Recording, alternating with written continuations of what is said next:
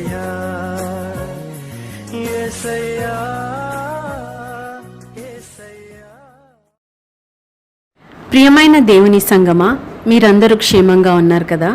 ప్రభువైన యేసుక్రీస్తు దివ్యమైన నామంలో మీ అందరికీ శుభములు. మరి యొక్క పునరుత్థాన దినములో మనలను ప్రవేశపెట్టిన దేవాది దేవునికి వందనాలు. మరి ఈ రీతిగా తన సన్నిధానంలో మనందరినీ చేర్చి ఆయనను మహింపరచుటకు, ఆయన సన్నిధానంలో సమయము గడుపుటకు మనకిచ్చిన ఈ యొక్క శ్రేష్టమైన అవకాశాన్ని బట్టి దేవునికి కృతజ్ఞతాస్తుతులు. ఈనాటి ఆరాధన కార్యక్రమంలో మొదటిగా మన సంఘ కాపరి పాస్టర్ జోసెఫ్ డాసన్ గారు మనలను ప్రార్థనలో నడిపిస్తారు. దేవుని ప్రియ సంగమా, ఇంతవరకు మీరు క్షేమంగా ఉన్నారని తలస్తున్నాను. మీరు ప్రతి వారము మీతో కలుసుకుంటకు ఇచ్చిన దేవుని కృపను బట్టి ఎంతో సంతోషిస్తున్నాను. యెహోవా మందిర ఆవరణంలో చూడవలనని నా ప్రాణం ఎంతో ఆశపడుచున్నది. అది సొమ్మసిల్లుచున్నది. జీవం గల దేవుని దర్శించుట నా హృదయమును, నా శరీరమును ఆనందంతో కేకలు వేయుచున్నది అంటారు. ఈ గొప్ప భక్తుడు ఎప్పుడు ఈ మందిర ఆవరణంలో చూడాలని ఎంతో ఆశతో ఉన్నాడు. అట్లనే మనం కూడా దేవుని చూడాలని, దేవుని వాక్యం వినాలని ఎంతో ఆశతో మనం వేచి ఉంటున్నాం. కాబట్టి దేవునికి వందనాలు చెల్లిస్తున్నాను. మనం ప్రార్థన చేసుకుందాం. ప్రభువా, గొప్ప దేవా, నీకు స్తోత్రం అని చెల్లించినాం తండ్రి. స్తోత్రం ప్రభా, స్తోత్రం తండ్రి. గొప్ప దేవుడు ఏమంటున్నావు, దేవాది దేవుడు ఏమంటున్నావు, రాజాది రాజు ఏమంటున్నావు ప్రభా, నీకు స్తోత్రం అని చెల్లించినాం. నిన్న నేడు ఏకరీతిగా ఉన్న దేవా, నీకు స్తోత్రం అని చెల్లించినాం. ఉన్నవాడని అన్నవాడని చెప్పిన దేవా, నీకు స్తోత్రం అని చెల్లించినాం తండ్రి. ప్రభా, మార్పు లేని దేవుడు అని చెప్పినావు తండ్రి, నీకు స్తోత్రం అని చెల్లించినాం. యుగ యుగంలో జీవించే దేవుడని నువ్వు చెప్పినాడు తండ్రి, నీకు స్తోత్రం అని చెల్లించినాం. ఇంత గొప్ప దేవుడు మాకున్నందుకు నైనా నీకు స్తోత్రం అని చెల్లించినాం. గత వారంలంతే, గత దినంలంతే మీరు మమ్మల్ని కాపాడిన దేవా, నీకు స్తోత్రం అని చెల్లించినాం.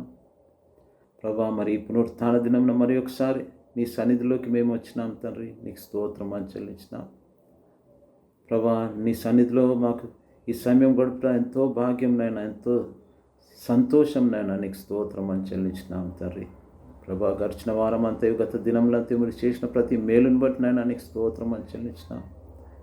మనం మాకు ఒక దినం అనుగ్రహించి సజీవ లెక్కలో చేర్చినందుకు నైనా నీకు స్తోత్రం అని చెల్లించినాం తండ్రి. ప్రభా, ఈ పునరుత్థాన దినం ప్రభా మరి ఒకసారి నేను స్తుతించే భాగ్యం మాకు దయచేసినారు తండ్రి, నీకు స్తోత్రం అని చెల్లించినాం.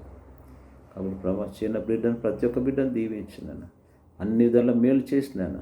నేను స్తుతించి కనపరిచే భాగ్యం మాకు దయచేయగలకు, నీ అధ్యక్షతో మమ్మల్ని నడిపించగలకు, నీ సన్నిధి, నీ కాపుదలతో మమ్మల్ని కాపాడగలకు, నీ యొక్క సన్నిధితో మమ్మల్ని నింపగలకు ప్రభా, నీ యొక్క ఆత్మతో మమ్మల్ని నడిపించగలకు. మా ప్రభువును యేసుక్రీస్తు పేట అవరికి వచ్చినాం తండ్రి, ఆమెన్.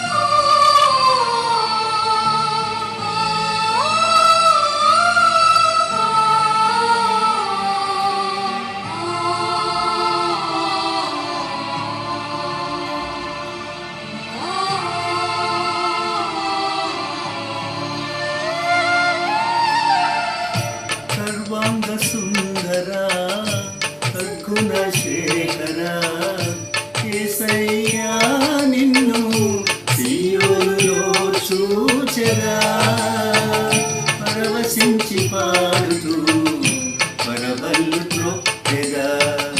యేసయ్యా, నిన్ను సీయోనులో చూచెదా, పరవశించి పాడుతూ పరవళ్ళు త్రొక్కెదా.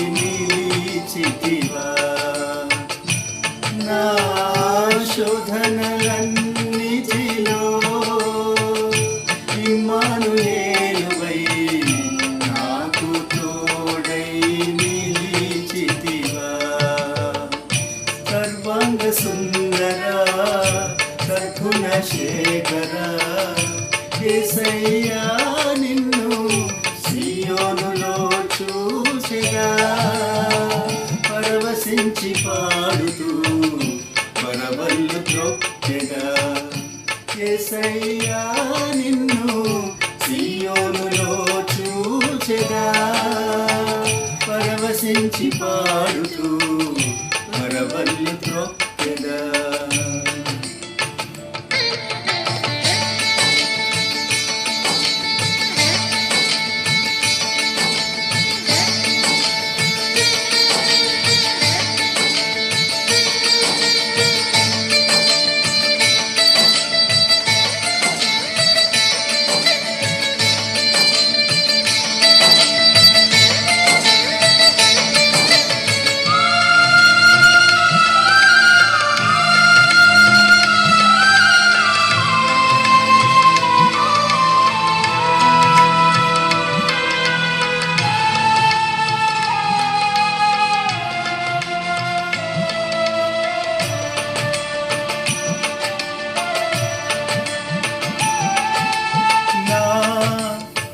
శాపములు పాపినావా నా ఆశ్రయపురమైతివా నా శాపములు పాపినావా నా ఆశ్రయపురమైతివా నా నిందలన్నిటిలో యెహోషాపాతువై నాకు న్యాయము తీర్చితివా నా నిందలన్నిటిలో యెహోషాపాతువై నాకు న్యాయము తీర్చితివా సర్వాంగ సుందర సద్గుణ శేఖర యేసయ్యా నిన్ను సియోనులో చూచెదా పరవశించి పాడుతూ పరవళ్ళు త్రొక్కెదా యేసయ్యా నిన్ను సియోనులో చూచెదా పరవశించి పాడుతూ పరవళ్ళు త్రొక్కెదా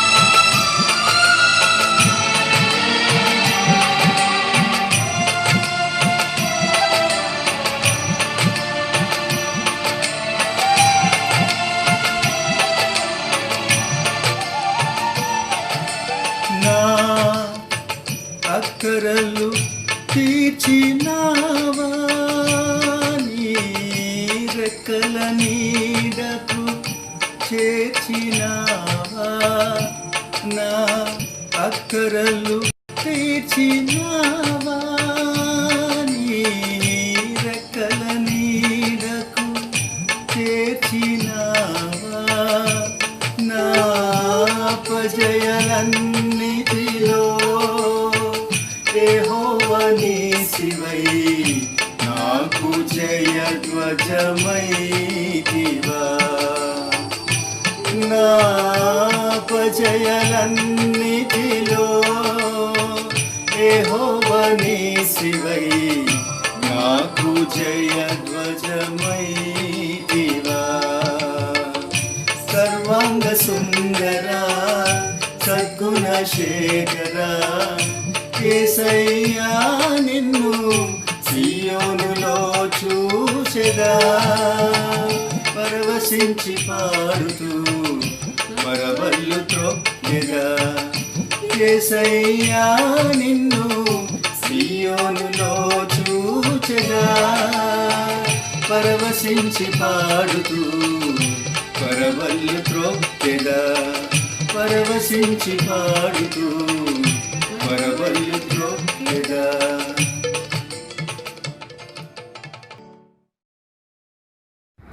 మనలను మనము దేవునికి అప్పగించుకున్నట్టయితే మన ప్రతి పరిస్థితిలో ఆయన సన్నిధానంతో మనలను ఆదరించే దేవుడై ఉంటున్నారు.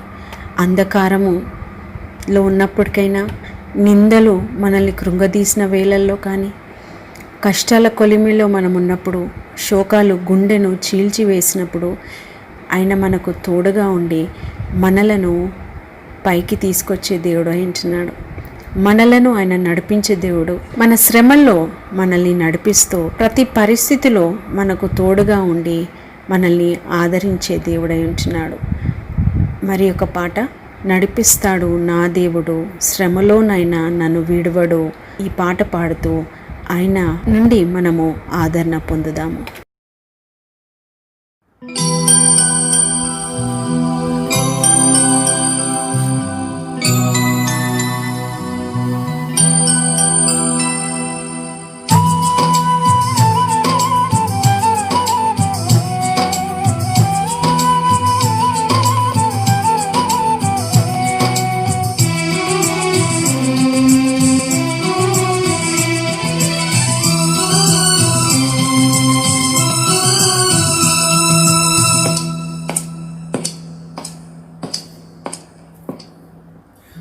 నడిపిస్తాడు నా దేవుడు శ్రమలోనైనా నన్ను విడువడు. నడిపిస్తాడు నా దేవుడు శ్రమలోనైనా నన్ను విడువడు. అడుగులు తడబడిన అలసట పైబడిన, అడుగులు తడబడిన అలసట పైబడిన, చేయి పట్టి వెన్ను తట్టి చక్కని ఆలోచన చెప్పి, చేయి పట్టి వెన్ను తట్టి చక్కని ఆలోచన చెప్పి, నడిపిస్తాడు నా దేవుడు శ్రమలోనైనా నన్ను విడువడు. నడిపిస్తాడు నా దేవుడు శ్రమలోనైనా నన్ను విడువడు.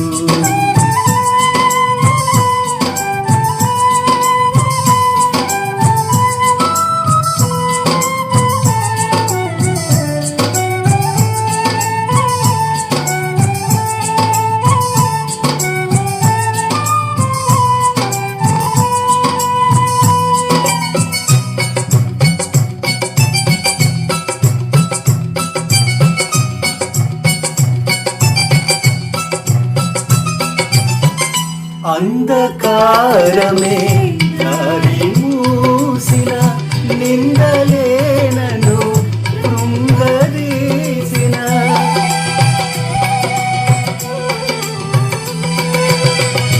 అంధకారమే దారి మూసిన, నిందలేనను కృంగదీసిన, తన చిత్తం నెరవేర్చుతాడు, గమ్యం వరకు నన్ను చేర్చుతాడు. తన చిత్తం నెరవేర్చుతాడు, గమ్యం వరకు నన్ను చేర్చుతాడు. నడిపిస్తాడు నా దేవుడు శ్రమలోనైనా నన్ను విడువడు.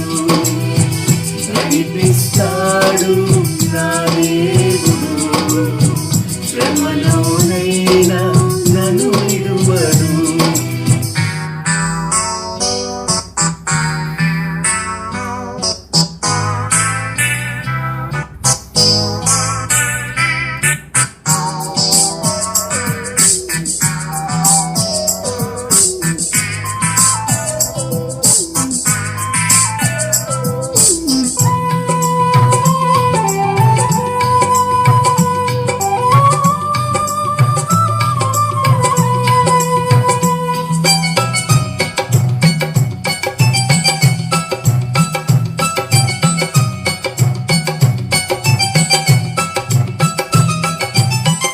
కష్టాల కొలిమి కాల్చివేసిన, శోకాలు గుండెను చీల్చివేసిన,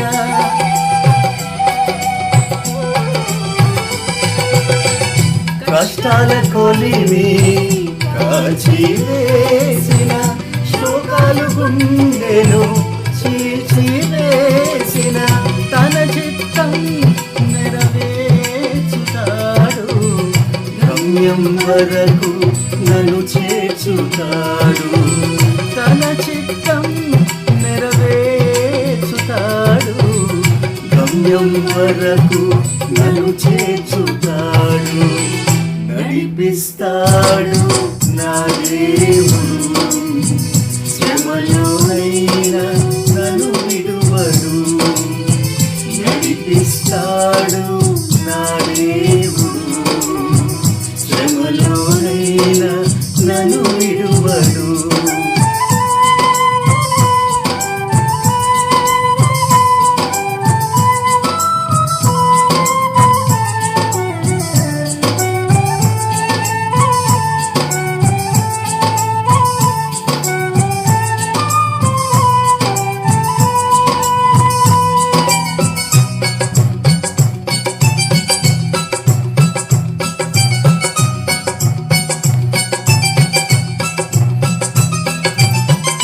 నాకున్న కలిమి కరిగిపోయిన, నాకున్న బలిమి కరిగిపోయిన,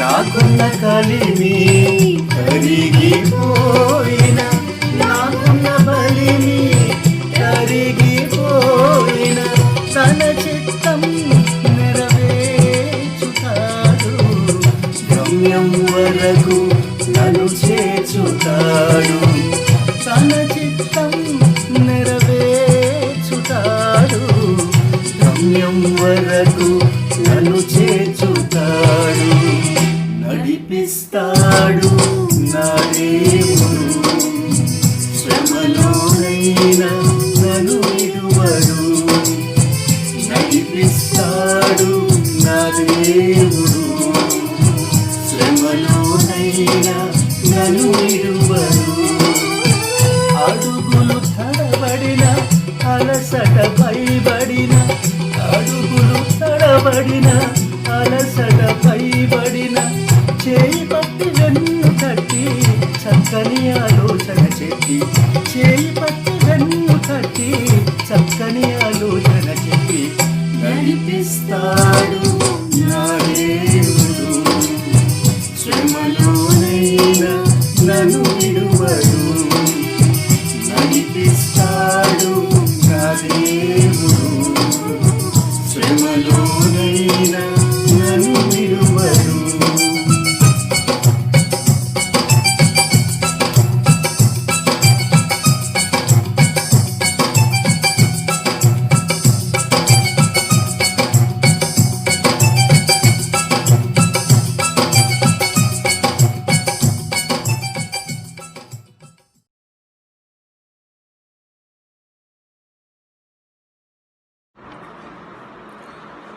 ప్రభు అయిన యేసుక్రీస్తు నామం స్తోత్రంలో మనము కీర్తనలు 84 ఉత్తర ప్రత్యుత్తరములుగా చదువుకుందాము.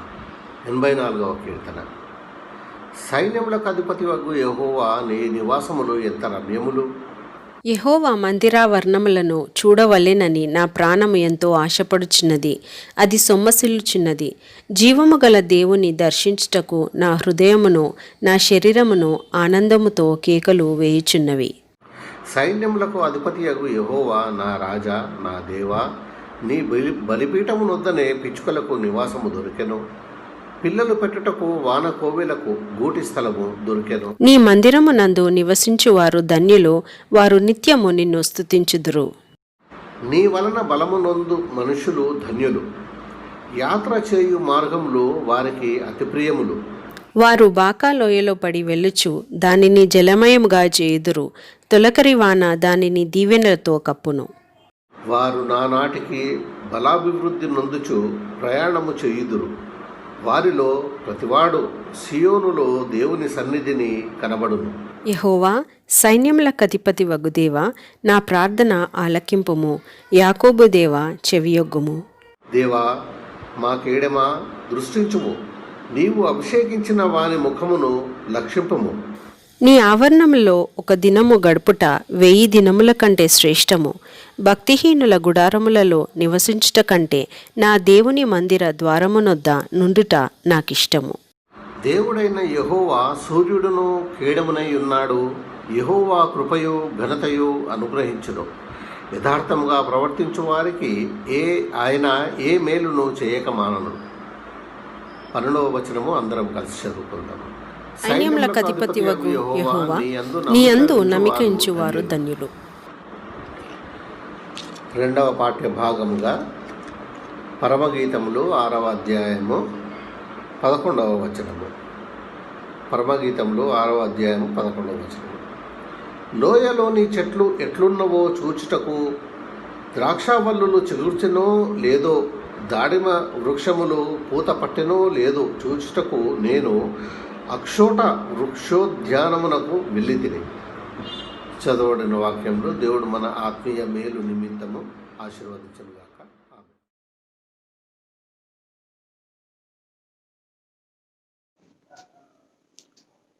క్రీస్తునందు ప్రియమైనటువంటి దేవుని బిడ్డలారా, ఈ ఉదయకాలం మరొకసారి దేవుని యొక్క వాక్యాన్ని మీతో పంచుకోవడానికి దేవుడు అనుగ్రహించినటువంటి ఈ మంచి తరుణాన్ని బట్టి దేవుని స్తుతిస్తున్నాను.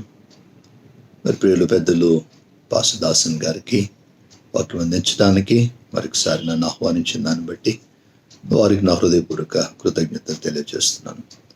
మరి మీరంతా ఎలా ఉన్నారు? ఈ కరోనా మరి తెగులు అనేక చోట్ల వ్యాపిస్తున్న పరిస్థితులు, నిశ్చిత పరిస్థితులు కొనసాగుతూ ఉన్నాయి.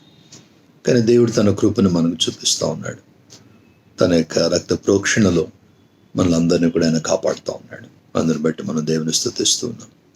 ఉదయకాలం దేవుని యొక్క వాక్యాన్ని ధ్యానం చేసుకునే ముందు చిన్న ప్రార్థన చేద్దాం. మమ్మల్ని మిక్కిలిగా ప్రేమించిన మా ప్రేమైన తండ్రి, ప్రభువా, ఉదయకాలంలో నీ పరిశుద్ధ నామాన్ని మేము స్తుతిస్తూ ఉన్నాం. నీ వాక్యాన్ని బట్టి ప్రభువా నీకు వందనాలు చెల్లిస్తున్నాం.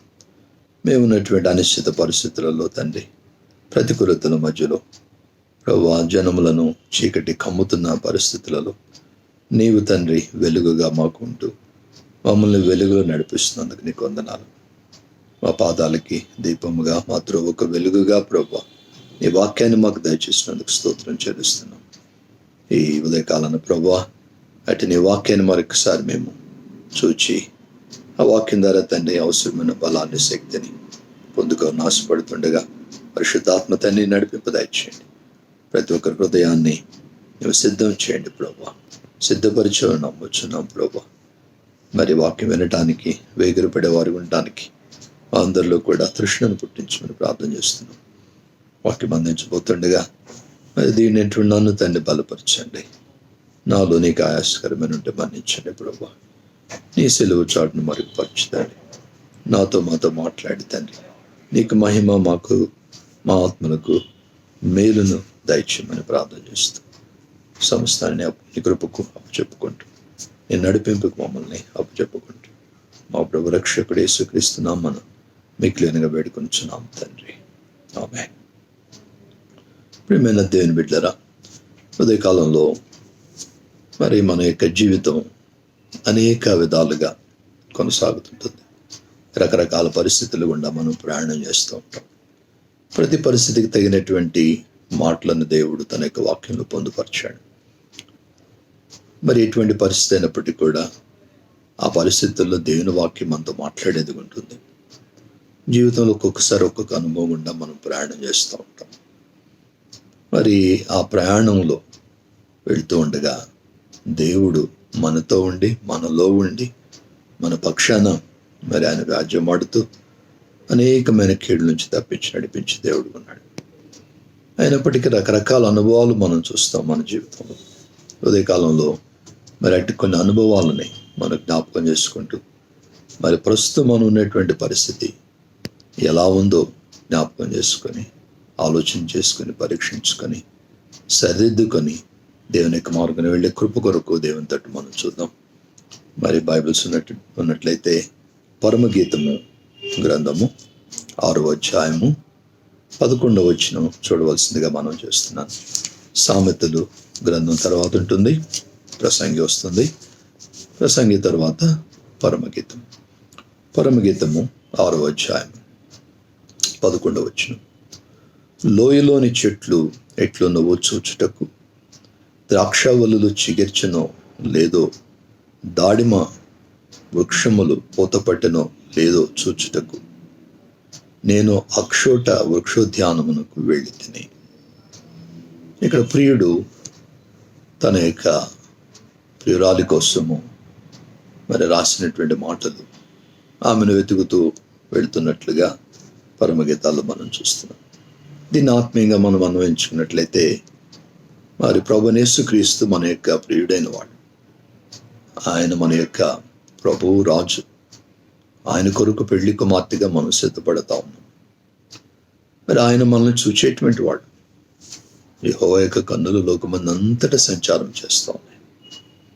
తన యందు భయభక్తులలో కలిగిన వారు మాట్లాడుకొని చుండగా ఆయన చెవిగా ఆలకించేవాడు, మనం చూసేటువంటి వాడు. మరి ఆయన మనల్ని చూస్తుండగా మన జీవితంలో ప్రస్తుతము ఏ స్థితిలో ఉన్నాం అనేది చాలా ప్రాముఖ్యం. గతము అయిపోయినది, భవిష్యత్తు ఎలా ఉండబోతోందో మనకు తెలియదు, కానీ దేవునికి సమస్తం తెలుసు. అంటే దేవుని యొక్క చేతులకి మన జీవితాలు మనం అప్పచెప్పుకోవాలి. అయితే ప్రస్తుతం మనం ఎలా ఉన్నాం? ఇక్కడ ప్రియుడు ఆయన లోయలోనికి వెళుతున్నాడు. ఎందుకు వెళుతున్నాడు లోయలోనికి అంటే, అక్కడ ఆ చెట్లు ఎలా ఉన్నాయో చూడాలని, అక్కడ ఉన్నటువంటి ద్రాక్షవల్లు చిగిర్చాయో లేదో చూడటానికి, అలాగే దానిమ్మ వృక్షాలు పూతపట్టాయో లేదో చూడటానికి, అక్షోట వృక్షోద్యానమునకు కూడా వెళ్తున్నాడు. అక్కడ అక్షోటం అంటే బాదం అనమాట, బాదం చెట్లు ఉన్నటువంటి ఆ వృక్షాలు ఉన్నటువంటి ఉద్యానవనం అనమాట. అక్కడికి వెళ్తా ఉన్నాడు. వెళ్ళి అవి ఎంతవరకు ఫలించాయి, చిగురు పట్టాయా, ఎలా ఉన్నాయి ఏంటని చూస్తూ ఉన్నాడు. అలాగే దేవుడు కూడా మనం చూసేటువంటి వాడు. మనం దేవుని కొరకు ఎంతగా ఫలిస్తూ ఉన్నాం, దేవుని కొరకు మనం ఫలించే ఫలాలు మరి దేవుని వాక్యం అంటుంది అవి మంచి ద్రాక్షాలుగా ఉండాలి. ఇశ్రాయేలును ఆయన మరి పరీక్షించినప్పుడు వారు కారు ద్రాక్షలు ఫలించారట. అంటే దేవునికి అయిష్టమైన జీవితాన్ని వాళ్ళు కలిగి ఉన్నారు. మరి దాన్ని సరిచేయాలని చూసేటువంటి వాడు దేవుడు. మనము ద్రాక్షబల్లి అనేటువంటి క్రీస్తులో నాటబడి ఉన్నాం కాబట్టి ఆయన ఏ విధంగా మంచి ఫలాలు ఫలించాడో అదేవిధంగా మనం కూడా ఆత్మఫలాలు ఫలించాలని దేవుడు కోరుకుంటున్నాడు. అందుకోసం తన పరిశుద్ధాత్మను మనకు అనుగ్రహించాడు. మన స్వశక్తితో మనము దేవుని కొరకు ఫలించలేం. ఆయనలో ఉండాలి, ఆయన మీద ఆధారపడాలి, ఆయన నుండి శక్తిని పొందుకోవాలి. పరిశుద్ధాత్మని శక్తితో మనం ఆయన కొరకు ఫలించాలని దేవుడు కోరుకుంటున్నాడు. ఫలిస్తే బహుగా ఫలించేటట్లు దేవుడు దీపిస్తాడు. ఫలించకపోతే చాలా తీవ్రమైనటువంటి మాట ఉంది దేవుని వాక్యంలో. మనందరికీ తెలిసి యోహాను సువార్త 15వ అధ్యాయంలో ఫలింపని ప్రతి తీగను ఆయన తీసి పారవేసినటువంటి తీగలు ఎందుకు పనికొస్తాయి? కాల్చబడటానికి తప్పితే ఎందుకు కూడా పనికిరావు. కనుక దేవుడు మన జీవితాల్లో మనము మరి ఫలించే వారికి ఉండాలని కోరుకుంటున్నాడు. ఆ లోయలోనికి వెళ్తా ఉన్నాడు. ఇక్కడ లోయ అనేది ఈ దినాన ఏ పరిస్థితుల్లో మనం ఉన్నామో అదే ఒక లోయ. Whatever situation we are in, that is a valley right of now. ఇప్పుడు ఈ దినాన మరి దేవుడు లోయలోనికి వస్తుండగా అవి ఎలా ఫలించాయో అవి దేవుడు అక్కడ చూస్తూ ఉన్నాడు. ఈ యొక్క ఉదయకాలంలో 7 రకాలైనటువంటి లోయల గురించి మీతో పంచుకోవాలని ఆశపడుతున్నాను. ఒక్కొక్క లోయ ఒక్కొక్క జీవిత పరిస్థితి. ఎవ్రీ వ్యాలీ రిప్రజెంట్స్ ఏ సిచ్యువేషన్, ఏ కాంటెక్స్ట్, ఒక పరిస్థితి. మరి 7 రకాల లోయలలో 7 రకాల జీవిత పరిస్థితులను మనం చూడబోతా ఉన్నాం. వాటిలో ఈ దినాన మనము, నువ్వు, నేను, మనం ఎక్కడ ఉన్నాం, ఏ లోయ అనుభవం గుండా మనం ప్రయాణం చేస్తాం అనేది మనము మరి ఆలోచన చేసుకోవాల్సిన అవసరం ఉన్నది. దేవుని వాక్యం చూసినట్లయితే చాలా లోయలు పేర్కొనబడి ఉన్నాయి. అయితే నేను 7 రకాల లోయలు మీకు జ్ఞాపకం చేస్తాను. ఈ 7 రకాల లోయలలో ఒక లోయ ఇమిడి ఉన్నట్టుగా కూడా మనం చూడబోతా ఉన్నాం. అంటే వాస్తవానికి 8 లోయలు అవుతాయి, కానీ వాటిని 7 లోయలుగా మనం చూస్తాము. మిగిలిన లోయలన్నిటిని కూడా వీటిలో మనము ఎమర్చవచ్చు, పెట్టి మనం చూసుకోవచ్చు అన్నమాట. 7 రకాల లోయలు గుండా మనము ప్రయాణం చేయబోతున్నాం ఈ యొక్క వాక్య ధ్యానం ద్వారా. 7 రకాల లోయలు, 7 రకాల జీవిత పరిస్థితులు మనం చూడబోతా ఉన్నాం. మొట్టమొదటి లోయ హోషేయ గ్రంథంలో మనకు కనబడుతుంది. బైబిల్స్ వారు చూడండి దయచేసి. బైబిల్స్ అందరి దగ్గర పెట్టుకోండి. ఇళ్లలో ఉన్నాం కాబట్టి మరి అందరూ కూడా దేవుని యొక్క వాక్యాన్ని తెరుచుకొని ముందు పెట్టుకోవాలని మనం చేస్తున్నాను. వాక్యాన్ని మనము జాగ్రత్తగా చూద్దాం. హోషేయ గ్రంథం 2వ అధ్యాయము 15వ వచనం చూద్దాం. హోషేయ గ్రంథము 2వ అధ్యాయము 15వ వచనంలో దేవుడు ఇక్కడ అంటున్నటువంటి మాట ఏమంటే, అక్కడ నుండి దానిని తోడుకొని వచ్చి దానికి ద్రాక్ష చెట్లనెత్తును, ఆకోరు అనగా శ్రమగల లోయను నిరీక్షణ ద్వారముగా చేసేదను. ఆకోరు లోయను నిరీక్షణ ద్వారముగా చేసేదను. మొట్టమొదటిలో ఇక్కడ మనం చూస్తుంది ఏంటంటే ఆకోరు లోయ, శ్రమ అనేటువంటి లోయ. జీవితంలో శ్రమలు వస్తాయి. శ్రమలకి కారణాలు 2 ఉంటాయి. ఒకటి సహజంగా వచ్చేటువంటి శ్రమలు. ఈ లోకంలో అందరికీ ఎలా శ్రమలు వస్తాయి, మనకి కూడా రకరకాల శ్రమలు వస్తూ ఉంటాయి. రెండవది మరి మనము పాపం చేయటం వల్ల, మనము దేవునికి అయిష్టమైన జీవితాన్ని జీవించడం వల్ల శ్రమలో పడేటువంటి పరిస్థితులు కొన్నిసార్లు దాపరిస్తాయి. ఇక్కడ హోషేయ గ్రంథంలో ఉన్న పరిస్థితి అదే. ఇశ్రాయేలీయులు దేవుని విడిచిపెట్టారు. దేవుని విడిచిపెట్టారు అని అంటే దేవుడు కానీ మరి వేరే దానిని వాళ్ళు సేవిస్తున్నారు.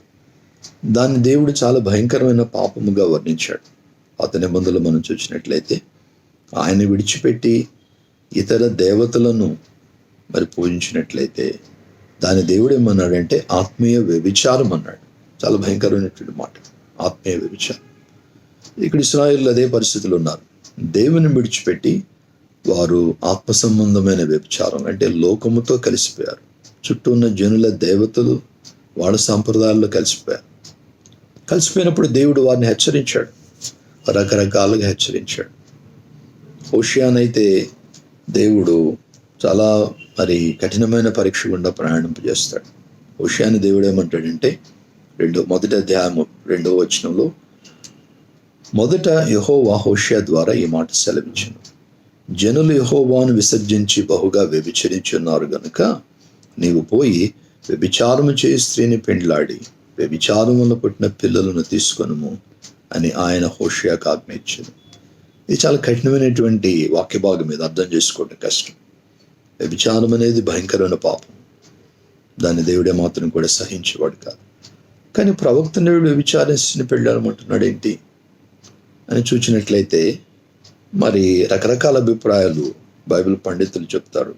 కానీ ఒక అభిప్రాయం నాకు చాలా మంచిగా నచ్చింది. ఆ అభిప్రాయం ప్రకారం ఏంటంటే దీనిని ప్రొలెప్టిక్ సేయింగ్ అని అంటారు. ప్రొలెప్టిక్ సేయింగ్ అంటే జరగబోయేదాన్ని ఊహించి ఇప్పుడు జరిగినట్టుగా చెప్పడం అన్నమాట. దాని కిందకి ఇది వస్తుంది. వాస్తవానికి మరి హోషేయ పెళ్లి చేసుకోబోయేటువంటి స్త్రీ గోమెర్ని పెళ్లి చేసుకుంటున్నాడు. గోమెర్ని పెళ్లి చేసుకున్నప్పుడు ఆమె వ్యభిచారిణి కాదు అక్కడ. ఎందుకంటే వాక్యం స్పష్టంగా ఉంది అక్కడ చూడండి 3వ వచనంలో, కాబట్టి అతడు పోయి దిబ్లయీము కుమార్తె అయిన గోమెరును పెళ్లి చేసుకునేను. ఆమె కుమార్తెగానే ఉన్నది. ఆ మాటలో మనకు అర్థమవుతున్నది ఆమె ఒకని భార్యగా అవ్వలేదా, లేక వ్యభిచార పాపంలో లేదు, ఆమె కుమార్తెగానే ఉన్నది. అయితే ఆమె భవిష్యత్తులో చేయబోయేటువంటి పాపం దృష్టిలో పెట్టుకొని దేవుడు ముందుగానే చెప్తున్నట్లుగా ఉన్నటువంటి మాటగా దీన్ని మరి బైబిల్ పండితులు అభివర్ణిస్తూ ఉన్నారు. అందుకని దీన్ని ఏమన్నారంటే ప్రొలెప్టిక్ సేయింగ్ అన్నారనమాట. Looking in to the future and basing on the things that will happen in the future, now they are telling, God is telling as if that has happened now. ఇది కొంచెం అర్థం చేసుకోవడం కష్టమే. అది ఏదేమైనప్పటికీ కూడా మరి పాపములో ఉన్నటువంటి స్త్రీని వివాహం చేసుకోమంటున్నాడు. అంటే పాపం చేయబోతా ఉంది. ఇప్పుడైతే పాపం చేయలేదు కానీ ఒకప్పుడు పాపం చేయబోతా ఉంది ఆమె. అయితే ఆమెను వివాహం చేసుకోమని మరి ప్రవక్తకు చెప్తా ఉన్నాడు.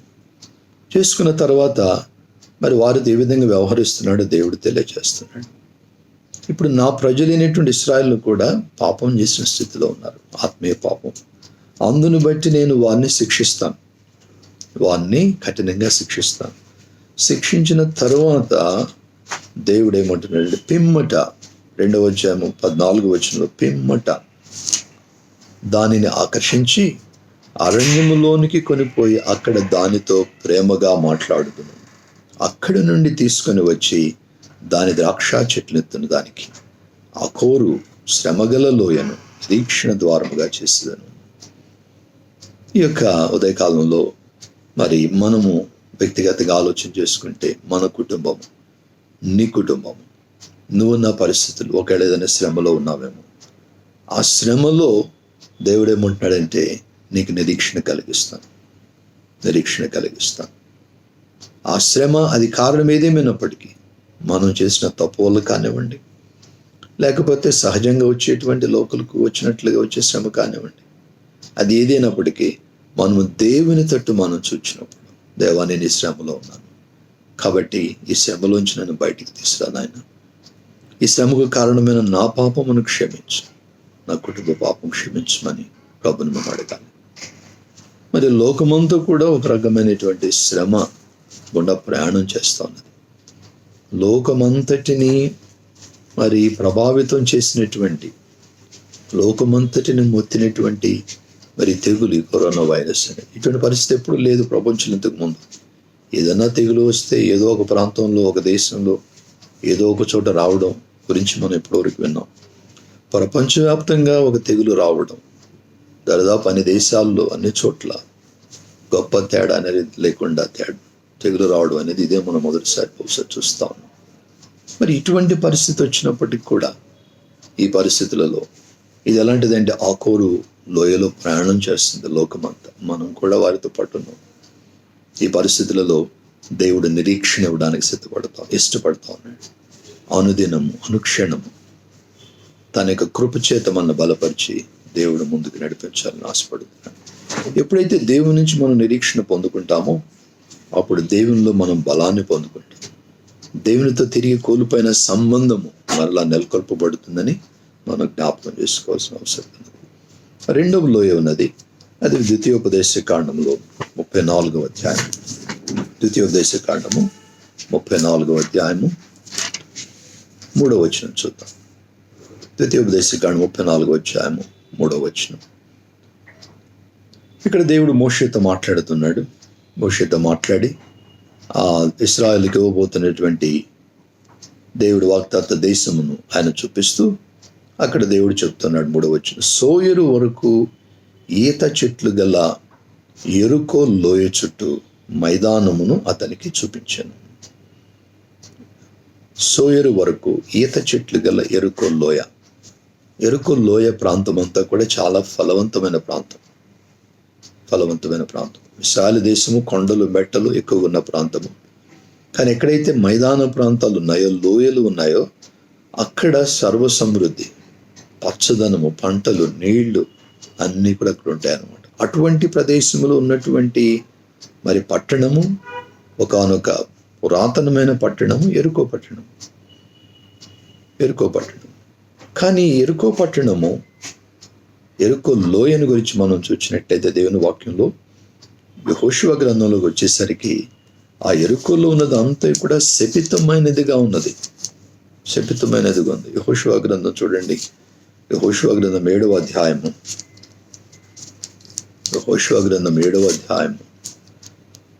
17వ వచనంలో, 26వ వచనంలో ఈ విధంగా వ్రాయబడి ఉంది. యెహోషువ గ్రంథము చూద్దామా?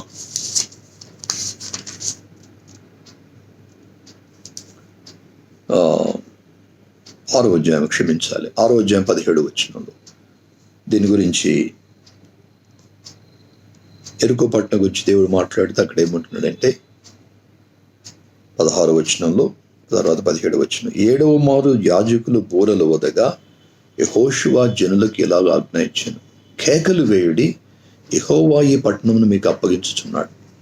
ఈ పట్టణమును దానిలో ఉన్నది యావత్తును యెహోవా వలన శపింపబడెను.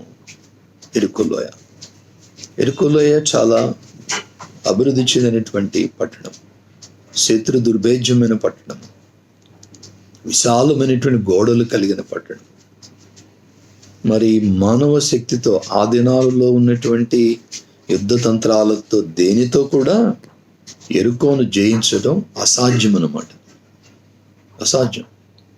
అంత శత్రు దుర్భేద్యమైనటువంటి పట్టణం ఎరుకో పట్టణం.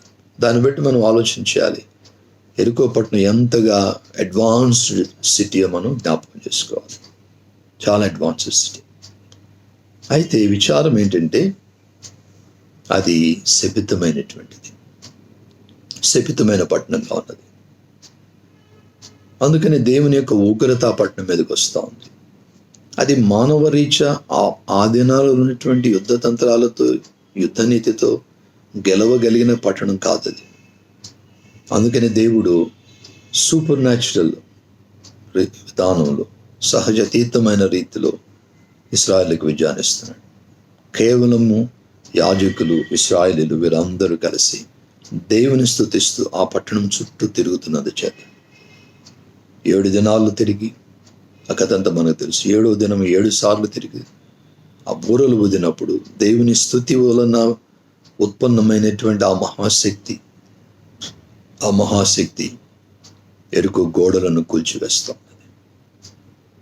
ప్రియమైనటువంటి దేవుని బిడ్డలారా, ప్రస్తుత లోకంలో కూడా పరిస్థితులు చాలా శపితమైన లోకంలో మనం బ్రతుకుతాం. శాపకరమైన జీవితం మనిషి జీవితం విధానం. మరి ఇటువంటి పరిస్థితులలో దేవుని బిడ్డలుగా మనము లోకంలో ఉన్నటువంటి యొక్క శాపకరమైన జీవితానికి మనం దూరంగా బ్రతకాలంటే మనం చేయవలసింది ఏంటంటే దేవుని స్తుతించడం నేర్చుకోవాలి. నీతిమంతుల గుడారములలో రక్షణ సునాదములు వినపడతాయని దేవుని వాక్యంలో. అనుదినము దేవుని స్తుతించాలి. ఎప్పుడైతే మనం దేవుని స్తుతిస్తూ ఉంటామో మనకు కనబడిన రీతిలో దేవుని యొక్క శక్తి, దేవుని యొక్క కృప, దేవుని యొక్క సన్నిధి మన చుట్టూ, మన కుటుంబం చుట్టూ, మన గృహం చుట్టూ కూడా ఉంటుంది. మనం ఎక్కడికి వెళ్ళినా దేవుని కాపుదలను దేవుడు మనకు అనుగ్రహిస్తాడు. శత్రువు మీద జయాన్ని మనకు అనుగ్రహిస్తాడు. ఎరుకో మీద జయాన్ని దేవుడు ఇశ్రాయేలుకు అనుగ్రహిస్తూ ఉన్నాడు.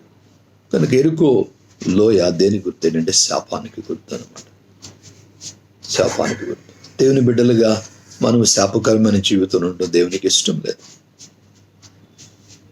చిన్నలు, పెద్దలు, వృద్ధులు, యవనస్తులు ప్రతి ఒక్కరు కూడా మరి దేవుని చేత దీవించబడాలని దేవుడు కోరుకుంటున్నాడు. శపితమైన జీవితం అంత ఉన్నతమైన పట్టణమైనప్పటికీ కూడా దాని ఉన్నదంతా కూడా అది శపితమైనదని మనకు తెలుసు. మరి ఆ శపితమైన దానిలో నుండే దేవుడు ఏం చెప్పాడు? శపితమైంది కాబట్టి దానిలో మీరు ఏమి కూడా తీసుకోవద్దని చెప్పాడు. కానీ ఎవరూ తీసుకోలేదు. కానీ ఒక వ్యక్తి మాత్రము శపితమైన దానిలోంచి ఆశపడి తీసుకున్నాడు. ఎవరు? అది మనకు తెలుసు కదా, ఆకాను. అక్కడున్నటువంటి వాటిలో నుంచి మరి ఆశపడి దేవుడు వద్దని చెప్పినా కానీ ఎరుకోలో నుంచి, శపితమైన దానిలో నుంచి వస్త్రాలను, ఇష్టమైనటువంటి బంగారమును తీసుకొని దాచుకున్నట్లుగా మనం చూస్తాం. తర్వాత అధ్యాయంలో మనకు కనబడుతుంది. వాళ్ళు హాయి మీదకి యుద్ధానికి వెళ్తారు. చిన్న పట్టణమైన దానికి యుద్ధానికి వెళ్ళిన వాళ్ళకి విజయం మరి దొరకని పరిస్థితుల్లో ఏంటి కారణం అంటే ఆకాను పాపం చేసినట్లుగా మనకు కనబడుతుంది. తర్వాత అధ్యాయం 21 వచనంలో చూస్తాం. దోపుడు సొమ్ములో ఒక మంచి షినారు పై వస్త్రమును, 200 తులముల వెండిని, 50 తులముల ఎత్తుగల ఒక బంగారు కమ్మిని నేను చూచి వాటిని ఆశించి తీసుకున్నాను. దేవుడు వద్దని చెప్పాడు, శపితమైంది కాబట్టి మీరు ఏమి తీసుకోవద్దన్నాడు. కానీ ఆకాను మరి చూచి ప్రేరేపించబడి కలిగినటువంటి శోధనను తట్టుకోలేక వాటిలోంచి శ్రేష్టమైన వాటిలో షినారుపై వస్త్రాలను, వెండిని, బంగారాన్ని తీసుకున్నాడు. అందువల్ల అతని మీదకి, అతని కుటుంబం అంతటి మీద కూడా భయంకరమైనటువంటి మరణం రాళ్లతో కొట్టి వాళ్ళని చెప్పివేసినట్లు మనం చూస్తాం. కనుక ప్రియమైన దేవుని బిడ్డలారా, యవనస్తులైన వారు, దేవుని బిడ్డలుగా మనము లోకంలో శపితమైన వాటికి దూరంగా ఉండాలని దేవుడు కోరుకుంటున్నాడు. ఏది శపితమైనది, ఏది దీవెనకరమైంది తెలియాలంటే మనం దేవుని చూడాలి, దేవుని వాక్యాన్ని చూడాలి. దేవుని వాక్యం ఎవరికి వారు ధ్యానించుకోవాలి. అప్పుడు ఏది శ్రేష్టమైందో, ఏది మరణకరమైందో, ఏది శపితమైనదో, ఏది దీవెనకరమైందో తెలుసుకొని మనం సరైన మార్గం నడవడానికి అవకాశం కలుగుతుందని మనం జ్ఞాపకం చేసుకోవాల్సిన అవసరం ఉన్నదన్నమాట. మరి ఇక్కడ దేవుడు ఏమంటున్నాడంటే, మోషేకు చూపిస్తూ ఉన్నాడు, యెరికో లోయ వరకు చూపించాడు. అది సరిహద్దు అనమాట. దేవుడు ఇవ్వబోతున్నటువంటి ఇశ్రాయేలు దేశానికి ఒక సరిహద్దులాగా చూపిస్తున్నాడు. కాబట్టి నువ్వు, దేవుడు నీకు ఏదైతే ఇస్తున్నాడో దాన్ని నీవు పొందుకోవాలి. దానిని ఆనుకుని శాపం కూడా ఉంటుంది. జాగ్రత్తగా ఉండాలి. We need to be very careful. As I enjoy God's blessings, there is always a possibility of falling into the trap of curse. శాపకరమైన దానిలో పడే ప్రమాదం ఉంది. కాబట్టి జాగ్రత్తగా ఉండాలి. దేవుని బిడ్డలుగా మనం జాగ్రత్తగా ఉండాలి. అది దేని ద్వారా అయినా ప్రవేశించవచ్చు. అదొక టీవీ ద్వారా అవ్వచ్చు. ఇప్పుడు అందరి చేతుల్లో సెల్ ఫోన్స్లు ఉంటున్నాయి. నెట్ మనం ఆన్ చేసినప్పుడు భయంకరమైనవి, చూడకూడనివి, మరి అసభ్యకరమైనవి ఎన్నో ఉంటాయి. అవి ఎప్పుడు పొంచి ఉంటాయి మనల్ని ఆకర్షించిన. ఇదిగా వాటిని జయించాలి. లేదంటే శాపకరమైన జీవితం మనకు కూడా దాపరించే పరిస్థితి ఉంది. అలాగే లోకాన్ని మనం చూస్తున్నప్పుడు లోకంలో ఉన్నప్పటికీ మనము లోకానికి వేరుపడి బ్రతకాల్సిన వారు. లోకం నుంచి ఎక్కడికో వెళ్ళిపోయి ఉండలేం కదా. మనం మనుషుల మధ్యలోనే ఉండాలి. కాబట్టి ఉంటుండగా మనతో పాటు మన ప్రక్కనే శాపం కూడా ఉంటుంది. అయితే శాపానికి దూరంగా ఉండాలంటే పరిశుద్ధాత్మ శక్తి కావాలి. నీలో గట్టి తీర్మానం ఉండాలి, నేను శాపం జోలికి వెళ్ళను. ఇది మొదటి నుంచి ఉన్నటువంటిదే. ఏదైనా వనంలో చూడండి, దేవుడిచ్చిన ఆశీర్వాదాలన్నీ కూడా ఉన్నాయి. కానీ అక్కడే శాపానికి మూలమైన ఆ ఆకర్షణీయమైన వృక్షం కూడా ఉంది. కనుక ప్రియమైన దేవుని బిడ్డలారా, ఆత్మీయ జీవితంలో మన ప్రయాణములో మనం జ్ఞాపకం చేసుకునేది, యెరికో లోయ మనకేం జ్ఞాపకం చేస్తుందంటే, there is always curse besides blessing, or there is always a blessing apart from curse. దేవుని యొక్క వాగ్దానాలు ఉంటాయి. ఆ వాగ్దానాల పక్కనే పొంచి ఉంటుంది శోధన కూడా. శపితమైంది పొంచి ఉంటుంది. ఇదిగా దానిని మనం జయించాలి. దానికి మనం దూరంగా ఉండాలి. అలా ఉన్నప్పుడే జయ జీవితాన్ని మనం పొందుకుంటామని ఉదయకాలం మనం జ్ఞాపకం చేసుకోవాలి. దేవుడు మనతో మాట్లాడుతుండగా, శపితమైనది నీలో ఏమైనా ఉన్నదేమో, నీ ఇంటిలో ఏమైనా ఉన్నదేమో. ఆకాన్ ఏం చేశాడు? గుడారం లోపల తీసుకెళ్ళి దాన్ని దాచుకున్నాడు. కానీ దేవునికి దృష్టికి కనబడకుండా ఉండగలదా? దేవునికి కనబడకుండా ఏదైనా మనం దాయగలమా? అది సాధ్యమండి? సాధ్యం కాదు. కాబట్టి ప్రభుకి అయిష్టమైనది తింటే ప్రభుని క్షమించమని అడగాలి. ప్రభు, ఇదిగో నీకు అయిష్టమైనది నాలో ఉంది, నా ఇంటిలో నన్ను మన్నించు. ఇటువంటి పాపంలో నేను పడకుండా నీ కృపను నాకు దయచే ప్రభు. ఇక్కడి నుంచి వీటికి నేను దూరంగా ఉంటాను ప్రభు అని ఒక చక్కని తీర్మానం మనం చేసుకోవాల్సిన అవసరం ఉన్నదని జ్ఞాపకం చేయబడుతాం. అదేవిధంగా మూడవది మనం గమనించాలి. మూడవ లోయ, కీర్తనల గ్రంథము 84వ కీర్తన 6వ వచనం చూద్దాం. కీర్తనలు 84వ కీర్తన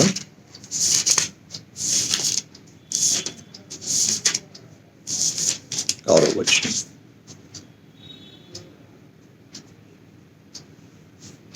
నీ వలన బలమునందు మనుష్యులు ధన్యులు, యాత్ర చేయు మార్గములు వారికి అతి ప్రియములు. వారు బాకా లోయలో బడి వెళ్ళుచు దానిని జలమయముగా చేయుదురు.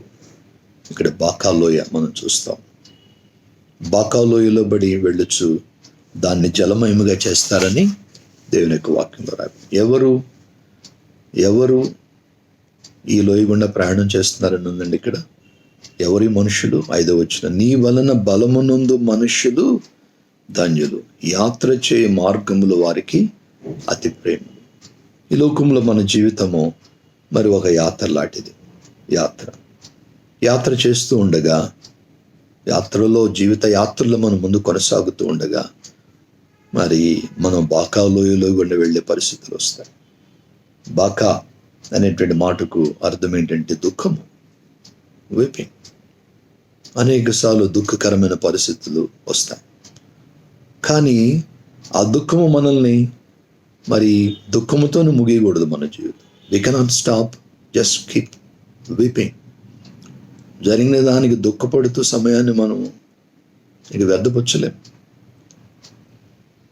ఎవరైతే దేవుని చేత బలాన్ని పొందుకుంటారో అటువంటి వాళ్ళు ఏం చేస్తారంటే మరి వాళ్ళకున్నటువంటి ఆ యొక్క దుఃఖకరమైన పరిస్థితిని, దుఃఖకరమైనటువంటి అనుభవంలో వారు ఉంటుండగా ఆ యొక్క పరిస్థితిని వాళ్ళు దాటి ముందుకు వెళ్తారు.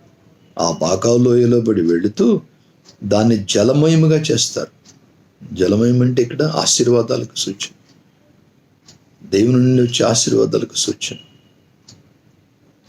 ఒకవేళ ఈ సమయంలో బాకాలోయలో మనం ప్రయాణం చేస్తున్నామేమో.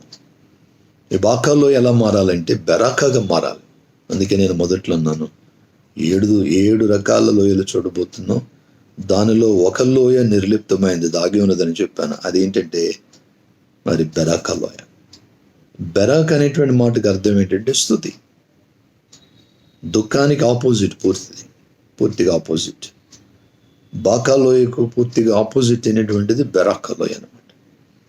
బెరాకా లోయ గురించినటువంటి వివరాలు కూడా దేవుని వాక్యంలో మనం చూస్తాం. యెహోషువ గ్రంథము, దినవృత్తాంతముల గ్రంథము 2వ అధ్యాయం చూద్దాం.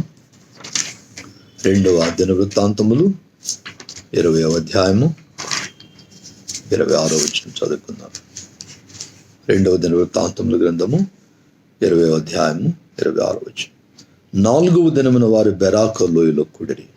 అక్కడ వారు యెహోవాకు కృతజ్ఞతాస్తుతులు చెల్లించినందున నేటి వరకు ఆ చోటికి బెరాకా లోయ అని పేరు. ఇక్కడ సందర్భం ఏమంటే యెహోషాపాతు రాజు ఉన్నాడు. ఆయన కాలంలో శత్రువులు ఆయన మీదకి దండెత్తి వచ్చారు. ఒకళ్ళు కాదు, ఒకళ్ళకి 3. 20 వచనంలో మనం చూస్తాం. ఇదైన తరువాత మోయాబీలను, అమ్మోనీలను, మెయోనీలలో కొందరును దండెత్తి యెహోషాపాతు మీదకి వచ్చారు. ఈ మరి 3 రకాల ప్రజలు, 3 రకాల దేశస్థులు, వాళ్ళందరూ ఏకమై యెహోషాపాతు రాజు మీదకి దండెత్తి వచ్చారు. మరి దండెత్తి వచ్చిన పరిస్థితులలో ఏం చేశాడు యెహోషాపాతు? ఉపవాస దినము చాటించాడు. తన యొక్క ప్రజలు అందరినీ కూడా మరి ప్రేరేపించి వాళ్ళందరినీ కూడా దేవుని సందులో సమకూరుస్తూ ఉన్నాడు. యెహోషాపాతుకి చాలా భయం వేసింది. ఎంతమంది రాజు లేకపోయినా నా మీదకి వస్తున్నారు, ఏం చేయాలి అన్నప్పుడు అతనికి చక్కని మాట వ్రాయబడి ఉంది. ఒక అద్భుతమైనటువంటి మాట 23వ వచనంలో. అందుకు యెహోషాపాతు భయపడి యెహోవా యొద్ద విచారించుటకు మనస్సు నిలుపుకున్నాడు. ఎంత చక్కని మాట అండి. భయం వచ్చింది, శత్రువు భయం వచ్చింది. ఇప్పుడు ఏం చేయాలో అర్థం కావట్లేదు. బాకాలోయలో ఉన్నాడు. ఇప్పుడు శ్రమ వచ్చింది, దుఃఖం వచ్చింది. మరి దీన్ని ఇప్పుడు ఎట్లా ఎదుర్కోవాలి? ఈ శ్రమను, ఈ దుఃఖాన్ని, దుఃఖకరమైన పరిస్థితిని ఎలా జయించాలి అని అన్నప్పుడు దేవుని మీద మనసు పెట్టి అతడు విచారణ చేసినప్పుడు అతనికి తట్టిన ఆలోచన ఏంటంటే యోధా అంతటా ఉపవాస దినము చాటించాలి. ఒకళ్ళు కాదు, ఇద్దరు కాదు, దేశం అంతా కూడా ఉపవాసం ఉండాలని మరి రాజు నిర్ణయించాడు. ఆ విధంగా మరి అందరూ కలిసి దేవుని సందులో మొరపెడుతున్నట్లు మనం చూస్తున్నాం. అందరూ కలిసి దేవుని సందులో మరి బిగ్గరగా ప్రార్థన చేశారు. ప్రార్థన చేసినప్పుడు దేవుని యొక్క ప్రవక్త ద్వారా ఒక చక్కని మాట వచ్చింది. అదేమనంటే, నువ్వు భయపడవద్దు, జడియవద్దు. 15వ వచనంలో, యూదావారులరా యెరూషలేము కాపురస్తులారా, యెహోషాపాతు రాజా, మీరందరూ ఆలకించండి. యెహోవా సెలవిచ్చిందేమనగా, ఈ గొప్ప సైన్యమునకు మీరు భయపడకుడి, జడియకుడి. ఈ యుద్ధము మీరు కాదు, దేవుడే జరిగించును. ఎంత చక్కని మాట్లాడండి. 17వ వచనంలో, ఈ యుద్ధములో మీరు పొట్లాడవలసిన నిమిత్తం లేదు. యూదా వారులారా, యెరూషలేము వారులారా, మీరు యుద్ధ పంక్తులు తీర్చి నిలువబడుడి. మీతో కూడానున్న యెహోవా దయచేయ రక్షణను మీరు చూచెదరు. భయపడకుడి, జడియకుడి. రేపు వారి మీదికి పోవుడి, యెహోవా మీతో కూడా ఉండును. చక్కని మాటలు మనం చూస్తాం. మీరు భయపడొద్దు, దిగులు పడొద్దు. ఎందుకనంటే మీతో ఉన్న దేవుడు, చక్కని మాట ఉంది అక్కడ, మీతో పాటు ఉన్న దేవుడు ఆయన మీ నిమిత్తము యుద్ధం చేస్తాడు. మీతో కూడానున్న యెహోవా దయచేయు రక్షణను మీరు చూచెదరు. ఆయన మనతో ఉన్నాడు, ఆయన మన పక్షాన ఉన్నాడు. మనం ఉన్నటువంటి పరిస్థితులు ఆయనకు తెలుసు. ఒకవేళ నీవు నేను మరి బాకాలోయలో ఉన్నామేమో. మనం ఇక్కడ యెహోషాపాతు ఏం చేస్తున్నాడు? దేవుని యుద్ధ నుంచి బలాన్ని పొందుకుంటున్నాడు. ఆ బలము కోసం ఉపవాసం ఉండి ప్రార్థన చేస్తా ఉన్నాడు. అందుకని కొన్ని కఠినమైన పరిస్థితులు వచ్చినప్పుడు మనం కూడా ఉపవాసం ఉండి ప్రార్థన చేస్తాం, ఆత్మశక్తిని పొందడానికి. యేసుప్రభు కూడా శిష్యులతో ఉన్నాడు. ఆయన సెలవును సమీపిస్తూ ఉండగా ఆ రాత్రి వేళ అక్కడికి వెళ్ళి ప్రార్థన చేస్తూ ఉండగా శిష్యులతో అన్నాడు, మీరు మెలకువగా ఉండి ప్రార్థన చేయండి అని చెప్పి ఆయన కొంచెం ముందుకు వెళ్ళి ప్రార్థన చేస్తున్నట్లు మనం చూస్తాం. శోధనలో పడకుండానట్లు ప్రార్థన చేయమని ప్రభు చెప్పాడు. బాకాలోయను గుండా వీళ్ళందరూ ప్రయాణం చేస్తూ ఉన్నారు. మరి ఆ విధముగా ప్రయాణం చేస్తున్న పరిస్థితుల్లో దేవుని యొక్క వాక్కు వచ్చింది. వారి ప్రార్థనలు దేవుడు విన్నాడు. ఆయన మీ పక్షాన్ని యుద్ధం చేస్తాడు అన్నాడు. అయితే మీరు వెళ్ళాలి. చిత్రమైన మాట ఏంటంటే, ఆయన మీ నిమిత్తం పోట్లాడతాడు, కానీ మీరైతే యుద్ధ పంక్తులు తీర్చి నిలబడాలి. You need to be prepared. You need to go to the battle field. But God will fight the war for you. మీరు వెళ్ళి నిలబడతారు, కానీ మీరు యుద్ధం చేయరు. దేవుడు జయమిస్తా అన్నాడు కాబట్టి మేము ఎక్కడే కూర్చుంటామంటే కాదు, మీరు వెళ్ళాలి. మీరందరూ వెళ్ళండి, యుద్ధ పంక్తులు తీర్చండి,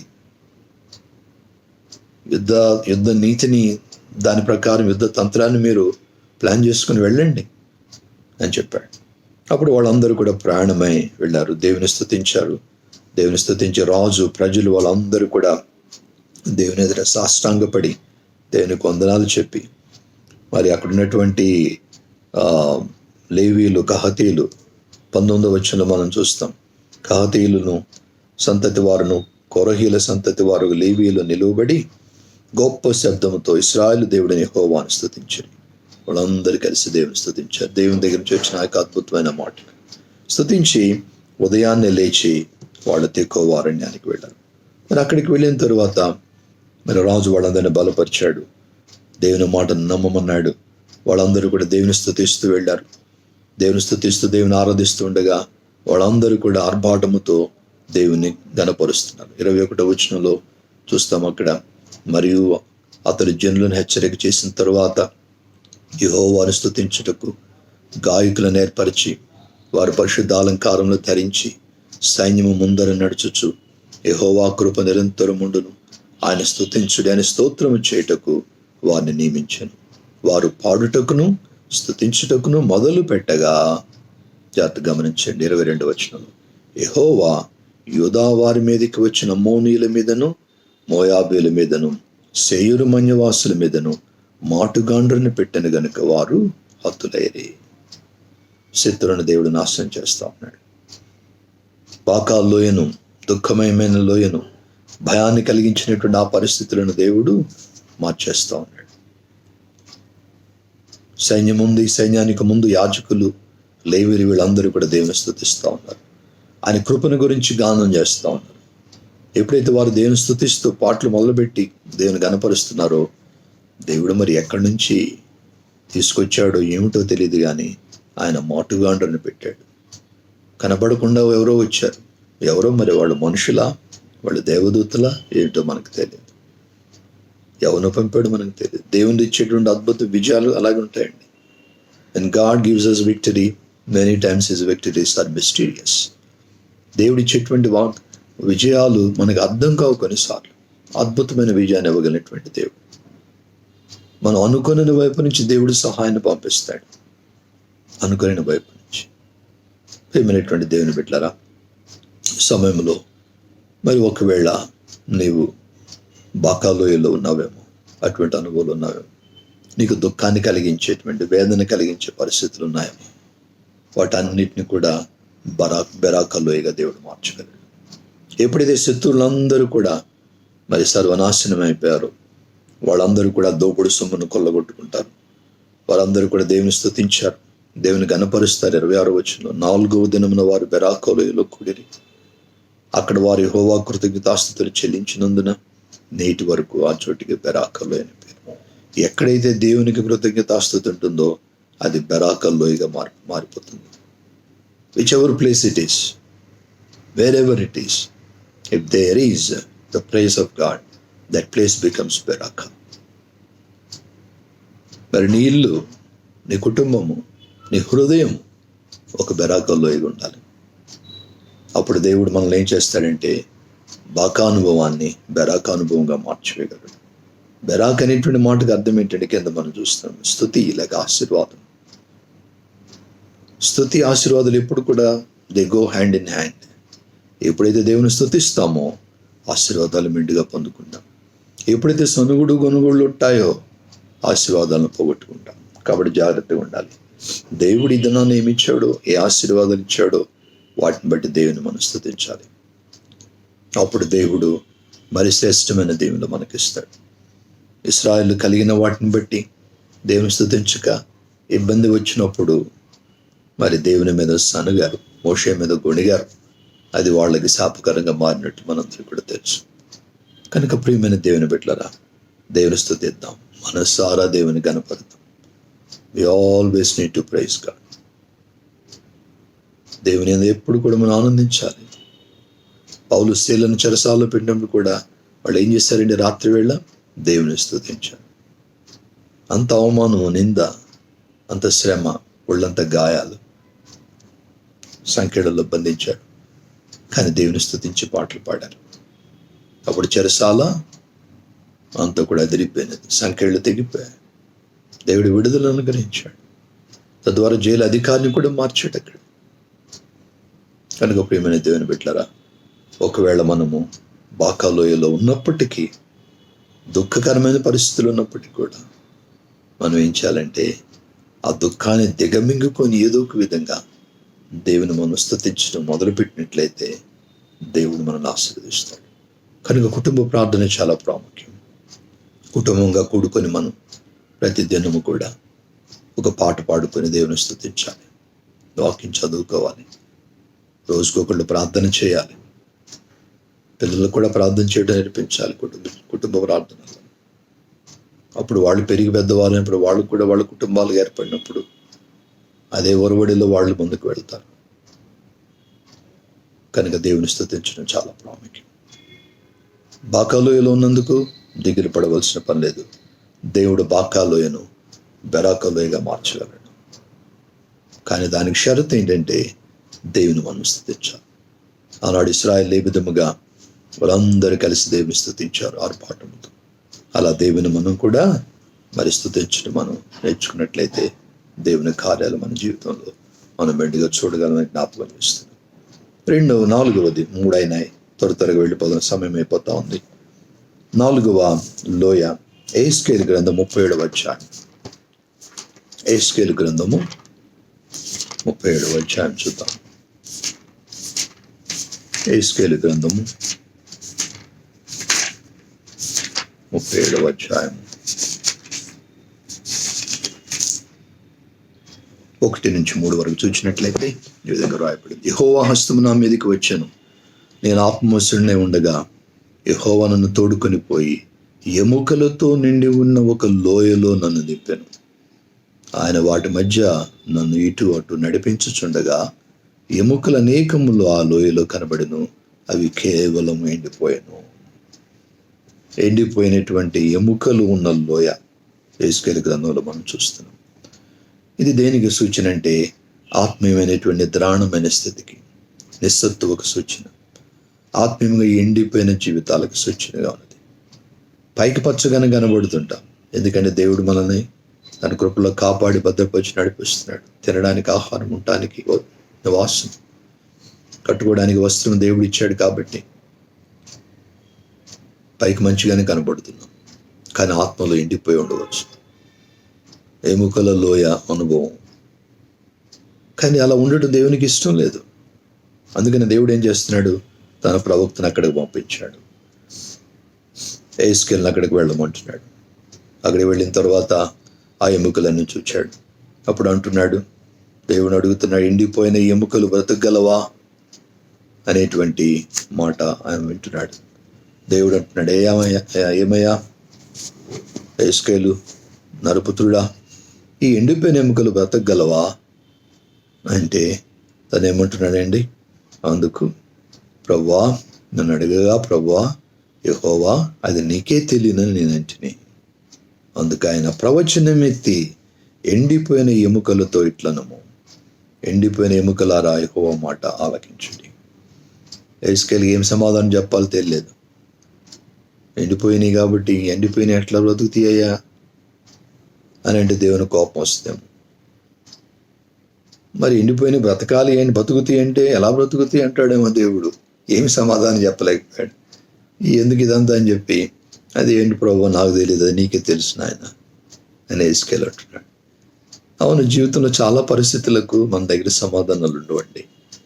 ఎందుకు వచ్చింది పరిస్థితి, ఏమిటి పరిస్థితి అని ఆలోచన చేసినప్పుడు, ఎందుకప్పుడు అలా జరిగింది, అలా జరగకుండా ఉండినట్లయితే ఈరోజు నీ పరిస్థితి ఉండేది కాదు కదా అని మనం అనుకోవచ్చు. కానీ కొన్నిటికి జీవితంలో సమాధానాలు ఉండవు. దేవునికి అన్నీ తెలుసు. ఎహెజ్కేలు అందుకే అంటున్నాడు, అవును లేదు నాయన అది నీకే తెలియను దేవా అన్నప్పుడు దేవుడు ఏమంటున్నాడు, ప్రవచనమే ఎముకలతో ఇట్లను ఏమనమంటున్నాడు, ఎండిపోయిన ఎముకలారా యెహోవా మాట ఆలకించండి. ఈ ఎముకలకు ప్రభువైన యెహోవా సెలవిచ్చిందేమనగా, మీరు బ్రతుకున్నట్లు నేను మీలోనికి జీవాత్మను రప్పించుచున్నాను. చర్మము కప్పి నీకు నరములనిచ్చి మీ మీద మాంసము పొదిగి చర్మం మీ మీద కప్పెదను. మీలో జీవాత్మ ఉంచగా మీరు బ్రతుకుదురు. అప్పుడు నేను యెహోవాను నానని మీరు తెలుసుకుందరు. ఆయన నాకు ఇచ్చిన ఆజ్ఞ ప్రకారం నేను ప్రవచించుండగా గడగడమను ధ్వని ఒకటి పుట్టెను.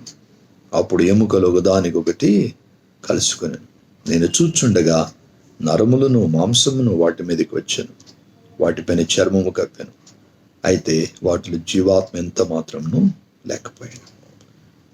ఎప్పుడైతే దేవుడు చెప్పిన మాట ప్రకారం మరి ప్రవచనం ఎత్తి అన్నాడో, ఆ మాటకు అది దేవుని ఎదురు నుంచి వచ్చిన మాట కాబట్టి ఆ మాటకు ఎండిపోయిన ఎముకలకు నరాలు మాంసం అంతా కూడా వచ్చేసింది.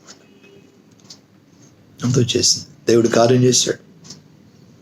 మంటిని చేసినప్పుడు, ఆదాముని చేసినప్పుడు మట్టి ముద్దే కదా ఆదాము.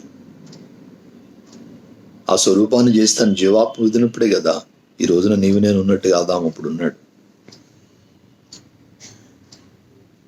దేవుని యొక్క ఊపిరిలో జీవాత్మ ఉన్నది. దేవుని యొక్క ఊపిరిలో సృష్టి ఉన్నది. దేవుని యొక్క ఊపిరిలో సృజనాత్మకత ఉన్నది. అద్భుతమైనటువంటి మాటలు. ఆ విధముగా మరి మానవ శరీరం అంతా కూడా వచ్చింది, కానీ జీవాత్మ ఒకటే లేదు. అప్పుడు ఆయన అంటున్నాడు, నరపుత్రుడా జీవాత్మ వచ్చినట్లు ప్రవచించి ఇట్లను ప్రభువైన యెహోవా సెలవిచ్చిందేమనగా, జీవాత్మ నలు దిక్కుల నుండి వచ్చి హతులైన వీరు బ్రతుకున్నట్లు వారి మీద ఊపిరి విడువుము. ఆయన నాకు ఆజ్ఞాపించినట్లు నేను ప్రవచింపగా జీవాత్మ వారిలోనికి వచ్చెను. వారు సజీవులై లేచి లెక్కింప శక్యము కాని మహాసైన్యమై నిలిచిరి. ఒక ప్రశ్న ఏంటంటే, ఈ ఎండిపోయిన ఎముకలను దేవుడు తనంతటి తానుగానే ఊపిరిని వది వాటికి మరలా జీవాన్ని ఇవ్వచ్చు కదా, ఎందుకు చేయట్లేదు? నరపుత్రుడైనటువంటి ఎహెజ్కేలుని అక్కడికి వెళ్ళమని పంపించాడు కదా. దీనిలో మనం నేర్చుకునేది ఏంటంటే, దేవునికి మనం కావాలి. If God wants to do something in this world, He can do it. He wants to do it only through you, through the church. అందుకే సంఘం మీద బాధ్యత ఉన్నది. కాబట్టి కరోనా కాలంలో ఎవరిళ్ళ దగ్గర మనం ఉంటున్నాము, ఇక నాకు సంఘపరంగా బాధ్యత లేవని అనుకోకూడదు. సంఘపరంగా మన బాధ్యతలు మనము నెరవేర్చవలసిన వారమే. మన కానుకలను మనం ఇవ్వాలి, దేవునికి ఇవ్వాల్సిన వాటిని ఇవ్వాలి. ఆయన పరిచయం ఆగకుండా ముందుకు వెళ్ళటానికి సహకరించాలి, ప్రార్థన చేయాలి. మనం దేవుని యొక్క కార్యం, దేవుని కృప త్వరగా రావాలని, పరిస్థితులు మరి సర్దుమణగాలని, నార్మల్ సిచ్యువేషన్స్ రావాలని మనం ప్రార్థన చేయాలి. We have a responsibility. If you and I do not pray, then who else will pray for the world? మనం ప్రార్థన చేయకపోతే ఎవరు ప్రార్థన చేస్తారు? లోకం గురించి ఎండిపోయిన ఎముకలాంటి చుట్టూన్న పరిస్థితులు బాగుపడాలంటే అది ఎవరి బాధ్యత? ఎవరి ద్వారా దేవుడు తిరిగి జీవాన్ని ఇవ్వగలడు? అది నీ ద్వారా, నా ద్వారా జ్ఞాపకం చేసుకొని మన వంతు పని మనము చేయాలని దేవుని యొక్క వాక్యంతో మాట్లాడు. అదేవిధంగా వ్యక్తిగతంగా ఒకవేళ నీవు ఎండిపోయిన స్థితిలో ఉన్నప్పటికీ కూడా జీవాత్మ ఎప్పుడైతే ప్రవేశించినదో, జీవాత్మ అంటే పరిశుద్ధాత్మ దేవుడు, ఆయన ఎప్పుడైతే ఆ ఎముకల మీదకి ఆయన వచ్చాడో అప్పుడు ఆ ఎముకలకు, ఆ యొక్క జీవోత్సవాలు ఉన్నటువంటి వాటికి జీవం వచ్చి తిరిగి లేచి మహాసైన్యమైనట్లుగా మనం చూస్తాం. అదేవిధంగా పరిశుద్ధాత్మ యొక్క అభిషేకం, ఆయన నడిపింపు, ఆయన కృప మనకు ఉన్నప్పుడు మరి మనలో ఉన్నటువంటి నిస్సత్తువ అంతా కూడా పోయి దేవుని కొరకు సాక్షి పెట్టలేగా మనం బ్రతకగలిగే అవకాశం ఉంటుంది. అందుకే శిష్యులతో అన్నాడు, అపోస్తుల కార్యం 1వ అధ్యాయం, మీరు పరిశుద్ధాత్మను పొందినప్పుడు బుద్ధిగంతముల వరకు నాకు సాక్షులే ఉంటాయి. పరిశుద్ధాత్మ శక్తిని మనం పొందుకున్నట్లయితే మనలో ఉన్నటువంటి నిస్సత్తువను, మనలో ఉన్నటువంటి నిద్రాణమైన పరిస్థితిని, మనలో ఉన్నటువంటి చల్లారిపోయిన పరిస్థితిని, లేక నులివెచ్చని పరిస్థితిని దేవుడు సరిచేయాలనుకుంటున్నాడు. కాబట్టి నువ్వు నిలువెచ్చుగా ఉండడం, ఎండిపోయి ఉండడం దేవునికి ఇష్టం లేదు. You always need to be on fire. You always need to have life within yourself. You always need to share life with others. నీవు ఉన్న ఇంటిలో నీవు ఇతరులకు సంతోషాన్ని కలిగించే వ్యక్తిగా, ఆనందాన్ని కలిగించే వ్యక్తిగా, నీ ద్వారా ఇతరులు సంతోషం పొందేవారిగా ఉండడం చాలా అవసరం. అలా ఉండాలంటే మొదటిగా నీవు నేను ఉజ్జీవింపడు. First you and I should be revived first. కనుక ప్రియమైన దేవుని బిడ్డలారా, ఎండిన ఎముకల లోయ, ఎండిపోయిన జీవితాలు ఆత్మలకు గుర్తుగా ఉన్నది. అది ఉజ్జీవింపబడాలని దేవుడు కోరుకుంటున్నాడు. అటు కృప మనందరికి పొందులాగానే మనం దేవునికి ప్రార్థన చేయవలసిన అవసరం ఉంది. ఇక 5వది మనం చూసినట్లయితే 2వ రాజుల గ్రంథము 5వ లోయలో మనం చూద్దాం. 2వ రాజుల గ్రంథం 23వ అధ్యాయం. 2వ రాజుల గ్రంథం 23వ అధ్యాయం 10వ వచనంలో ఉన్నది. ఇది చాలా భయానకమైనటువంటి లోయ. మరియు ఎవడైనను తన కుమారుణ్ణి గాని కుమార్తెనే గాని మెలెకునకు అగ్నిగుండము దాటించకుండానట్లు బెన్ హిన్నోము అను లోయలోనున్న తోఫెతు అను ప్రదేశమును అతడు అపవిత్రము చేశాను. ఇక్కడ యోషియా రాజు ఉన్నాడు. యోషియా రాజు అయినప్పుడు అతడు చాలా చిన్నవాడు, చాలా బాలుడు. 22వ అధ్యాయం వచ్చిన ఉంటుంది. యోషియా ఆరంభించినప్పుడు 8 ఏండ్లు అయినవాడు. 8 ఏండ్ల వయసులో రాజుగయ్యాడు. ఎందుకంటే అతని తండ్రి అయినటువంటి మనషే అకాలంగా మరణించాడు. అతని స్థలంలో మనషే తర్వాత ఆమోను రాజు అయ్యాడు. ఆమోను యొక్క కుమారుడు యోషియా. యోషియా మరి ప్రారంభించినప్పుడు చాలా బాలుడైన వాడు. మరి అతడు శాస్త్రి అయిన షాఫాను దగ్గర ఉంటూ షాఫాను అతన్ని బలపరిచి పెద్దవానిగా చేసి దేవుని యొక్క కృపలో అతన్ని పెంచినందు చేత చక్కని పరిపాలకుడయ్యాడు. 31 సంవత్సరాలు మరి యెరూషలేము పరిపాలన చేశాడు. అతని కాలంలో మరి గొప్ప కార్యాలు మనం జరగటం మనం చూస్తున్నాం. అక్కడ దేవుని యొక్క వాక్యము వాళ్ళు చదివి ఒక ఉజ్జీవాన్ని రావడం మనం చూస్తాం. అతడు ఆ వచ్చిన ఉజ్జీవాన్ని పొందుకొని యెరూషలేములో ఉన్నటువంటి అనేక ప్రాంతాల్లో ఉన్నటువంటి బయలుదేవత విగ్రహాలని అజయవంతకుల మీద దయచేసి చదవండి. ఆదివారం ఈ వాక్య పరిచర్య అయిపోయిన తర్వాత ఖాళీగా ఉన్నప్పుడు యోషియా చేసిన కార్యాలు ఆ 23వ అధ్యాయంలో వ్రాయబడి ఉన్నాయి. అవన్నీ కూడా చదవాలి. అక్కడ అతడు వెళ్ళి ఎక్కడెక్కడైతే మరి అన్య దేవతలకు బలులు అర్పించేశారో ఆ స్థలాలన్నింటిని అపవిత్రపరిచి కాల్చివేశాడు. ఇక్కడ బెన్ హిన్నోము లోయలో అక్కడ ఏం జరుగుతుండేదంటే, మెలెకు దేవత ఉంటే ఆ దేవతకు అగ్నిగుండము చేసి దాని గుండగా కుమార్తెలు దాటించేవారు. ఎంత భయంకరమైన పరిస్థితి! అగ్నిగుండంలోంచి ఒక వ్యక్తి వెళ్తుంటే హాహాకారాలు, భయానకమైన అరుపులు, కేకలు. ఆ విధంగా చేసి వాళ్ళు మరి వాళ్ళ యొక్క ఇదేంటంటే ఆ దేవతను ప్రసన్నంగా చేసుకోవాలని వాళ్ళ యొక్క తాపత్రయం. ఎంత భయానకమైనటువంటి మరి ఆచారమో చూడండి. ఆ విధముగా దేవుని నామానికి ఎంతో హేళన కలిగించారు. అందుకని బెన్ హిన్నోమ్ అంటే అర్థం ఏంటంటే వ్యాలీ ఆఫ్ చిల్డ్రన్ ఆఫ్ హిన్నోమ్. హిన్నోమ్ అంటే అర్థం ఏంటంటే లెమెంటేషన్, విలాపం, ఏడుపులు. ఇక్కడ బెన్ హిన్నోమ్ లోయ అని గుర్తొస్తే, తోఫెత్ గుర్తొస్తే అది భయానకమైన ఏడుపులకు గుర్తు అన్నమాట. దేవుని నామానికి వ్యతిరేకంగా, దేవునికి అయిష్టమైనటువంటి భయానకమైన పనులు ఇక్కడ చేస్తూ ఉన్నారు ఇశ్రాయేలు. యోషువ ఏం చేశారంటే ఆ ప్రాంతం అంతటిని కూడా అపవిత్రపరిచేసి, ఆ లోయలో ఉన్నటువంటి జరుగుతున్న అంతటిని కూడా అతడు తుడిచివేసినట్లు మనం చూస్తున్నాం.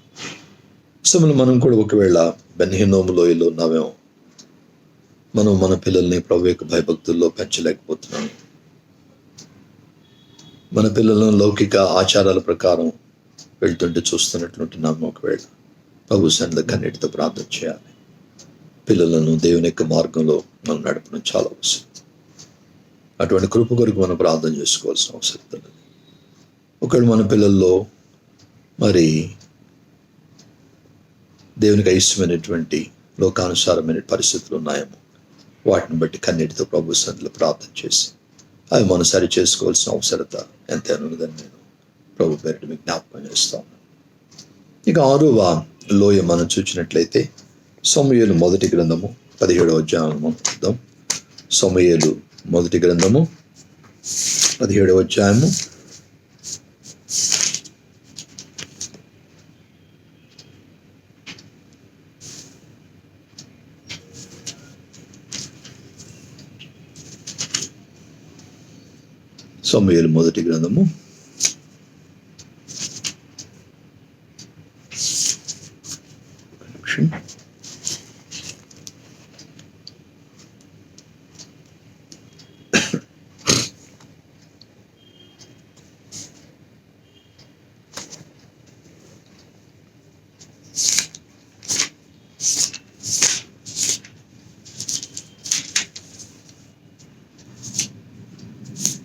సమూయేలు మొదటి గ్రంథము 17వ అధ్యాయము 1-2 వచనాలు.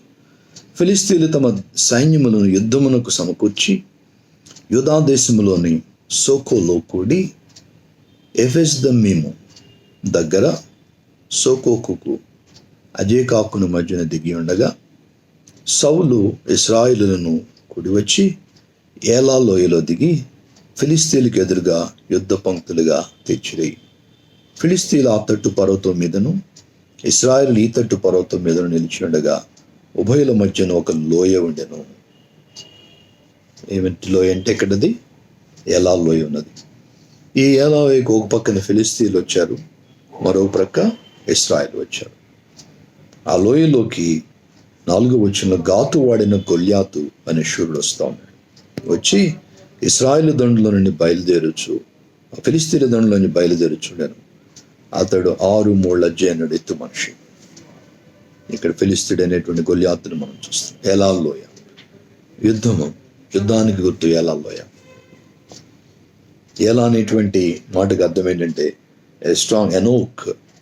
ఓక్ అంటే సింధూర వృక్షం. సింధూర వృక్షం చాలా బలంగా ఎత్తుగా ఏపుగా ఎదుగుతుంది. మరి ఎందుకు ఈ పేరు ఇక్కడ కలిగిందని ఆలోచన చేసినట్లయితే, అక్కడ యుద్ధం పరిస్థితి మనం చూసినట్టయితే ఇశ్రాయేలు ఉన్నారు ఒక పక్క, ఇటు పక్క ఫిలిస్తీన్లు ఉన్నారు. ఫిలిస్తీన్ల పక్షంగా మరి గొల్యాతు వచ్చాడు. అతడు సవాలు చేస్తూ ఉన్నాడు, మీ పక్షంగా ఎవరైనా రండి, నేను యుద్ధం చేస్తాను అన్నప్పుడు ఇశ్రాయేలు అందరూ కూడా భయానకంగా వణికిపోతూ ఇంత ఎత్తైనటువంటి వాటితో మన యుద్ధం ఎక్కడ చేస్తాను అందరూ భయపడిపోతున్నారు. మరి అదే సమయంలో దావీదు అక్కడికి వచ్చాడు. మనకు తెలుసు, అన్నల దగ్గరికి పంపించాడు తండ్రి. ఏమి జరుగుతుందని తెలుసుకున్నాడు. వాళ్ళందరూ చెప్తా ఉన్నారు, ఏదో ఫిలిస్తీయుడు ఉన్నాడు, వాడు ప్రగల్భాలు పలుకుతున్నాడు, సవాల్ చేస్తున్నాడు. ఇశ్రాయేలు ఎవ్వరు కూడా ధైర్యం చేయట్లేదు తప్ప యుద్ధం చేయడానికి. అన్నప్పుడు దావీదు మరి నేను యుద్ధం చేస్తానంటాడు. దావీదు యుద్ధం చేస్తాను బయలుదేరతాడు. ఫిలిస్తీన్ ఎలా చంపాడు అదంతా మనకు తెలుసు. ఆ కథ అంతా కూడా నేను మీకు చెప్పక్కర్లేదు. ఎలా ఎనోక్, ఇది దావీదుకి మనం అన్వయించినట్లయితే, దావీదు శరీర రూపంగా చూచినట్లయితే అతడు బాలుడైన వాడు, యవనస్తుడైన వాడు, యుద్ధ తంత్రాలు అతనికి ఏమీ లేవు. కానీ ఆత్మీయంగా చూచినట్లయితే అతడు ఒక సింధూర వృక్షం లాంటి వాడు, సింధూర వృక్షం లాంటి వాడు, ఒక బలమైనటువంటి యోధుడు. మరి ఎలా వచ్చింది అంతటి బలం అంటే? విశ్వాసాన్ని బట్టి వచ్చింది, దేవుని బట్టి వచ్చింది. దేవుని బట్టి వచ్చినటువంటి దావీదులో ఉన్నటువంటి ఆ యొక్క జీల్ అన్నమాట. David was very passionate about God. And David knows the power of God. దేవుని యొక్క శక్తిని ఎరిగినవాడు. వీళ్ళందరూ కూడా అట్లా భయపడిపోతా ఉంటే దావీదు ఒక మాట అంటాడు 26వ వచనంలో, దావీదు జీవము గల దేవుని సైన్యములను తిరస్కరించుటకు ఈ సున్నతి లేని ఫిలిస్తీయుడు ఎంతటి వాడు. ఇక్కడ దావీదు ఫిలిస్తీయుడు పక్కున్నాడు, ఇటు పక్క నిలబడింది ఇశ్రాయిల్లే, కానీ ఇశ్రాయిల్లను చూడట్లేదు దావీదు. ఎవరిని చూస్తున్నాడు? ఇశ్రాయిల్ పక్షంగా ఉన్న దేవుని చూస్తున్నాడు. కాబట్టి మనం బలహీనమైనప్పటికీ, మనము ఎన్నికలేని వారమైనప్పటికీ, మనం శక్తిహీనులమైనప్పటికీ, మనం అజ్ఞానులమైనప్పటికీ కూడా ఎప్పుడైతే దేవుని తట్టు చూసి దేవుని బలాన్ని పొందుకుంటామో, మన ముందున్నటువంటి శత్రువు ఎంతటిదైనా, ఎంతటి వాడైనా, మన ముందున్నటువంటి పరిస్థితి అది ఎంత కఠినమైనటువంటిదైనా దాన్ని మనం జయించగలం. అంత కఠినమైన పరిస్థితిని తట్టుకోగలిగే శక్తిని దేవుడు మనకిస్తాడు. అంత దీర్ఘదేవుడైనటువంటి గొల్యాతుని చంపడానికి అవసరమైన విశ్వాసాన్ని దేవుడు దావీదుకి ఇచ్చాడు. అందువల్ల దావీదు ఒక సింధూర వృక్షంలాగా అయిపోయాడు ఆత్మలో. సింధూర వృక్షం అంతటి విశ్వాసము దావీదులోకి వచ్చింది. అంత విశ్వాసం ఉంది కాబట్టి వడిసెలు తీసుకొని బయలుదేరాడు యుద్ధానికి. కుండటి రాళ్ళు వేరుకున్నాడు, తీసుకొని వెళ్ళి ఏం చేశాడు? యెహోవా నామం పేరిట ఆ వడిసెలు విసిరాడు, ఒక రాయిని విసిరాడు. గమ్మత్తు ఏంటంటే తన శరీరం అంతా కూడా అతడు కప్పుకొని ఉన్నాడు గొల్యాతు. కానీ ఎక్కడైతే ఖాళీ ఉందో ఆ నుదుటి మీద కొంచెము ఆ కరెక్ట్గా రాయి వెళ్ళి అక్కడ కొట్టింది, అంతే కింద పడిపోయాడు. దేవునికి తెలుసు యుద్ధము యెహోవాది, మన పక్షం యుద్ధాలు జరిగించేవాడు. శత్రువుని ఎక్కడ కొడితే, యుద్ధ నీతిలో ఒక దేశం మీద యుద్ధానికి వెళ్ళేటప్పుడు, ఒక దేశంతో యుద్ధం చేయాలనుకున్నప్పుడు ఎవరైనా ఆలోచన చేసేదేంటి? ఆ వ్యక్తి లేకపోతే ఆ దేశము, ఆ కోట ఎక్కడ బలహీనంగా ఉంది దాని మీద దాడి చేయాలని చూస్తారు. కాబట్టి ఎక్కడైతే తగలాలో రాయి అక్కడ తగిలేటట్టు దేవుడు చేశాడు. అది విశ్వాసం వల్ల కలిగింది. ఎప్పుడైతే ఆ రాయి వెళ్ళి ఆ నుదుటిని కొట్టిందో వెంటనే ఏమైంది? 51వ వచనంలో 49 నుంచి చూస్తే, ఒక సంచిలో చేయి వేసి అందులో నుండి రాయి ఒకటి తీసి వడిసెలతో విసిరి ఆ ఫిలిస్తీని నుదుట కొట్టెను. ఆ రాయి వాని నుదుట చొచ్చినందున వాడు నేరలను బోర్ల పడెను. దావీదు ఫిలిస్తీని కంటే బలాఢ్యుడై ఖడ్గము లేకయే వడిసెలతోనే రాతితోనూ ఆ ఫిలిస్తీని కొట్టి చంపాను. ఏటి ఒడ్డున్నటువంటి గులకరాయి, ఒక చిన్న రాయి ఏంటి? ఫిలిస్తీన్ అనేటువంటి తన చేతులు ఉన్నటువంటి ఆ మహా ఖడ్గం ఏంటి? ఆ ఖడ్గాన్ని దాచిపెట్టారు కూడా. తర్వాత దావీదు ఒకసారి మరి సౌలు యుద్ధం నుంచి పారిపోతున్నప్పుడు ఆ ఖడ్గాన్ని తీసుకుంటాడు. ఖడ్గం ఏమీ లేదు దావీదుకి. చక్కని మాట చూస్తున్నాం, దావీదు ఫిలిస్తీను కంటే బలాఢ్యుడాడు. ఎలా వచ్చింది బలం? దేవుని బట్టి వచ్చింది. దేవుని యొక్క బలాన్ని ఎరిగినటువంటి వాడు. ఇశ్రాయేలు పక్షంగా యుద్ధం చేసేది దేవుడు, వాళ్ళు కాదని తెలుసుకున్నాడు. So the battles that we fight every day in our life, actually they are the battles fought on behalf of us by God. మన పక్షంగా దేవుడు ఆ యుద్ధాలను పోరాటం చేస్తాడు. కానీ చాలాసార్లు మనం ఏం చేస్తాం, నువ్వు ఆగు ప్రభువా, ముందు నేను ప్రయత్నం చేస్తాను, నా వల్ల కాకపోతే అప్పుడు నీ దగ్గరికి వస్తాను అన్నట్టుగా ఉంటాం. అలా కాదు, యుద్ధం యెహోవాదే. కాబట్టి మనకున్న పరిస్థితులు, ముందున్న పరిస్థితులు గొల్యాతు లాంటి పరిస్థితులే ఉండొచ్చు. కానీ దాన్ని ఎక్కడ కొడితే అది పడిపోద్దో, ఎక్కడ కొడితే ఆ పరిస్థితి నిర్వీర్యం అయిపోద్దో దేవునికి బాగా తెలుసు.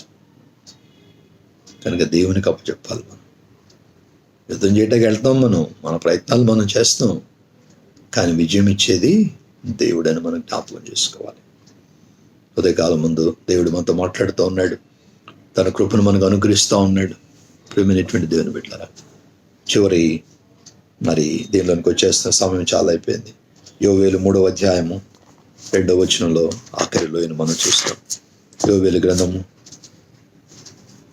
3వ అధ్యాయము 2వ వచనంలో ఒక లోయ ఉంది. అక్కడ ఆ దినములలో ఆయన యూదావారిని యెరూషలేము కాపరస్తులను నేను చెరలో నుండి రప్పించు కాలమున అన్ని జనులందరినీ సమకూర్చి యెహోషాపాతు లోయలోనికి తోడుకొని పోయి వారు ఆయా దేశముల్లోనికి నా స్వాస్థ్యము ఇశ్రాయేలును చెదరగొట్టి నా దేశమును తాము పంచుకుంటున్న బట్టి నా జనుల పక్షమున నేను ఆ అన్ని జనులతో వ్యాజ్యమాడుదును. యెహోషాపాతు లోయ, ఇక్కడ జరగబోయేటువంటి యుద్ధము దేవుడు అన్ని జనులందరినీ తీసుకురాబోతా ఉన్నాడు. ఇది ప్రవచనపూర్వకమైనది, ఇంకా జరగలేదు. ఇది యేసుప్రభువు ఎప్పుడైతే యెరూషలేముకి వస్తాడో, ఆయన వచ్చినప్పుడు, ఆయన దిగినప్పుడు అంత్యక్రీస్తు యుద్ధం చేయబోతా ఉన్నాడు. ఆ యుద్ధం చేయబోయేటువంటి లోయే యెహోషాపాతు లోయ. దానికి ఇంకొక మాట ఉందండి, Armageddon, the valley of Armageddon, the war of Armageddon. ఇది ప్రవచనపూర్వకమైనది. మరి జకర్యా గ్రంథంలో, దానియేలు గ్రంథంలో, యెహెజ్కేలు గ్రంథంలో దాని గురించి రాయబడి ఉన్నాయి. అవన్నీ చూచే సమయం మనకు లేదు. ప్రభు రాబోతా ఉన్నాడు, యేసు ప్రభు రాబోతా ఉన్నాడు. ఆయన వచ్చి లోకంలో 1000 సంవత్సరాల పరిపాలన చేయబోతా ఉన్నాడు. ఈ యెహోషాపాతులో జరిగేటువంటి యుద్ధమే 1000 సంవత్సరాల పరిపాలనకు ఆరంభం కాబోతా ఉంది. ప్రియమైనటువంటి దేవుని బిడ్డలారా, జ్ఞాపకం చేసుకుందాం, ప్రభు యొక్క రాకడ త్వరగా రాబోతా ఉన్నది. యెరూషలేములో పరిస్థితులు మరి అన్నీ కూడా దేవునికి అనుకూలంగా అవుతా ఉన్నాయి. మందిరం నిర్మించడానికి స్థలం కూడా కేటాయించబడిందని ఈ మధ్య తెలుసుకుంటాం. యెరూషలేంని క్యాపిటల్గా చేసేసారు. ఇప్పుడు మొన్నటి వరకు టెల్ అవీవ్ క్యాపిటల్గా ఉండేది, ఇప్పుడు యెరూషలేంకి మార్చబడింది వారి యొక్క రాజధాని. దేవుడి కార్యాలు చేస్తూ ఉన్నాడు. ప్రభు రాకడ సమీపంగా ఉన్నది. పరిస్థితులు లోకంలో చాలా భయానకంగా ఉన్నాయి. మరి యెహోషాపాతు లోయకి మనందరం కూడా సిద్ధపడవలసింది. ఆ లోయలో ప్రభు రాబోతున్నాడు. యెహోషాపాతు లోయ ఒక నిరీక్షణ కలిగించబోతుంది. 1000 ఏళ్ల పరిపాలన యేసు ప్రభు ఈ భూమి మీదే, మనం చూస్తున్న ఈ భూమి మీదే ఆయన యుద్ధం చేయబోతా ఉన్నాడు. దానికి ముందు జరగవలసిన సంఘం ఎత్తబడుతుంది. మరి 7 ఏళ్ల శ్రమలు వస్తాయి. ఆ శ్రమల అంతంలో అంత్యక్రీస్తుతో యుద్ధం చేయడానికి ప్రభు రాబోతా ఉన్నాడు యెహోషాపాతు లోయలోనికి. లోకమంతటికి ఆయన తీర్పు తెచ్చబోతున్నాడు. ఇది మొదటి తీర్పు. ఇది అక్కడ వచ్చే వారికే తీర్పు. అది అంచె తీర్పు వేరే ఉంది, ధవళ సింహాసన తీర్పు అది తర్వాత వస్తుంది. 1000 ఏళ్ల పరిపాలన అంతంలో జరుగుతుంది అది. కానీ ఇక్కడ తీర్పు ఎలా ఉంటుందంటే మత్తయి సువార్తలో చెప్పిన తీర్పులాగా ఉంటుంది అనమాట. మత్తయి సువార్త 24 వచ్చామనుకుంటా, అక్కడ గొర్రెలను మేకలను ఆయన వేరు చేస్తాడని, ఆయనకు సహాయపడిన వారికి మీరు వచ్చి నేను మీ కొరకు ఏర్పాటు చేసిన అనుభవించమని. ఎవరైతే ఆయనకు సహాయం చేయలేదో, మరి ఆయనకు వస్త్రం ఇవ్వలేదో, ఆయనకు ఆకలి తీర్చలేదో, అటువంటి వారికి నరకాగ్నిలో పంపటం అని తీర్పు అక్కడ మనం చూస్తాం. అటువంటిది యెహోషాపాతు లోయ మనకి దేవుని యొక్క తీర్పుకి సంకేతంగా ఉన్నది. కనుక దేవుని తీర్పు రాబోతా ఉంది. దానికి మనం కూడా సిద్ధపడాలి. దానికి ముందుగా సంఘం ఎత్తబడడానికి మనం సిద్ధపడాలి. ఎప్పుడు ఎత్తబడుతుందో సంఘం మనకు తెలియదు. అయితే సూచనలు కనబడుతూ ఉన్నాయి, మనం సిద్ధపడాలి. దేవుని బిడ్డారా, ఈ 7 రకాల మరి లోయల గురించి మనం వింటుండగా, మరి నీవు ఏ లోయలో ఉన్నట్టు దేవుడు నీతో మాట్లాడుతున్నాడు.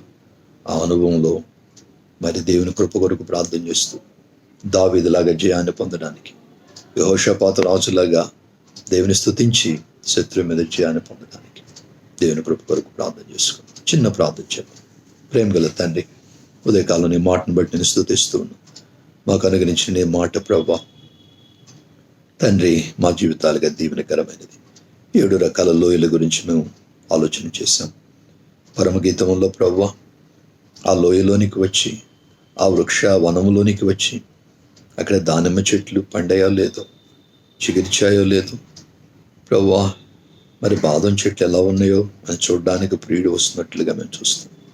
నీవు కూడా మాలోనికి తొంగి చూస్తుండగా ప్రభా, మేము ఉన్నటువంటి ఈ జీవన పరిస్థితులలో, ప్రస్తుతం ఉన్నటువంటి ఈ చీకటికరమైన పరిస్థితులలో ప్రభా నీ కృప చేత బలాన్ని పొందుకొని నిన్ను స్తుతిస్తూ దావీదు వలె శత్రువుని జయించేటువంటి అనుభవం దయచేయమని ప్రభా, ఒక దినాన్ని యెహోషాపాతు లోయలోనికి నీవు రాబోతుండగా తండ్రి, ఆ దినం కొరకు మేము కనిపెట్టుకుని ఉండడానికి సహాయం చేయమని, దానికి ముందుగానే ఎత్తబడే సంఘములో ప్రభా మేమందరం ఉండడానికి సహాయం చేయమని, మేము మా బిడ్డలు మా సంఘములు క్రైస్తవ లోకం ఉండడానికి సహాయం చేయమని, మెట్టుకు ప్రభా సర్వలోకు నేను తెలుసుకునే కృపను అనుగ్రహించమని ప్రార్థన చేస్తాను. ఈ మాటలు మా అందరి కొరకు ఆస్వాదించమని మా ప్రభు రక్షకుడు యేసుక్రీస్తు నామమున మిక్కిలి వినగా వేడుకొనుచున్నాము తండ్రి. ఆమేన్.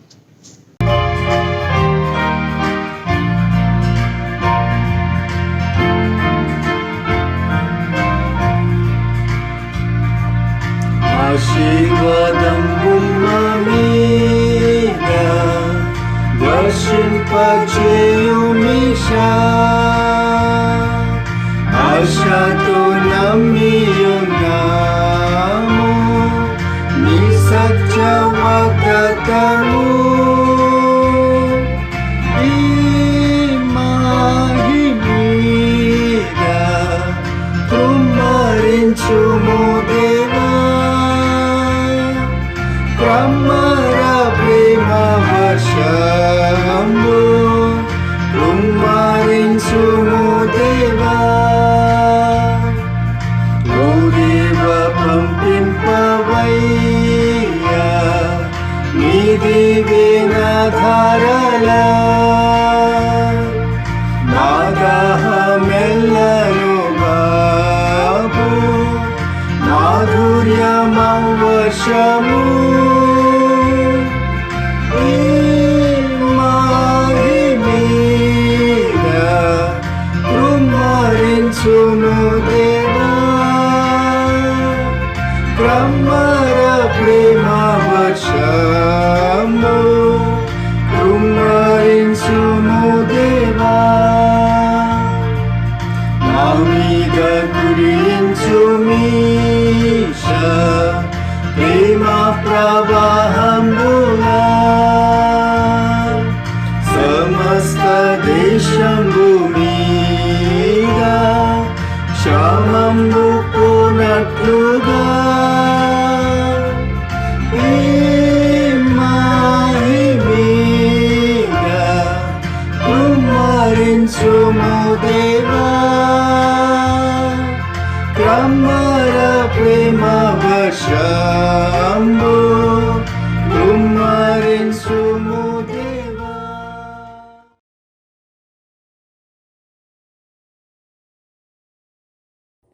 కృపగల దేవా యేసుక్రీస్తునైనా మరి ఒకసారి నీ పాసానికి వచ్చినాం తండ్రి.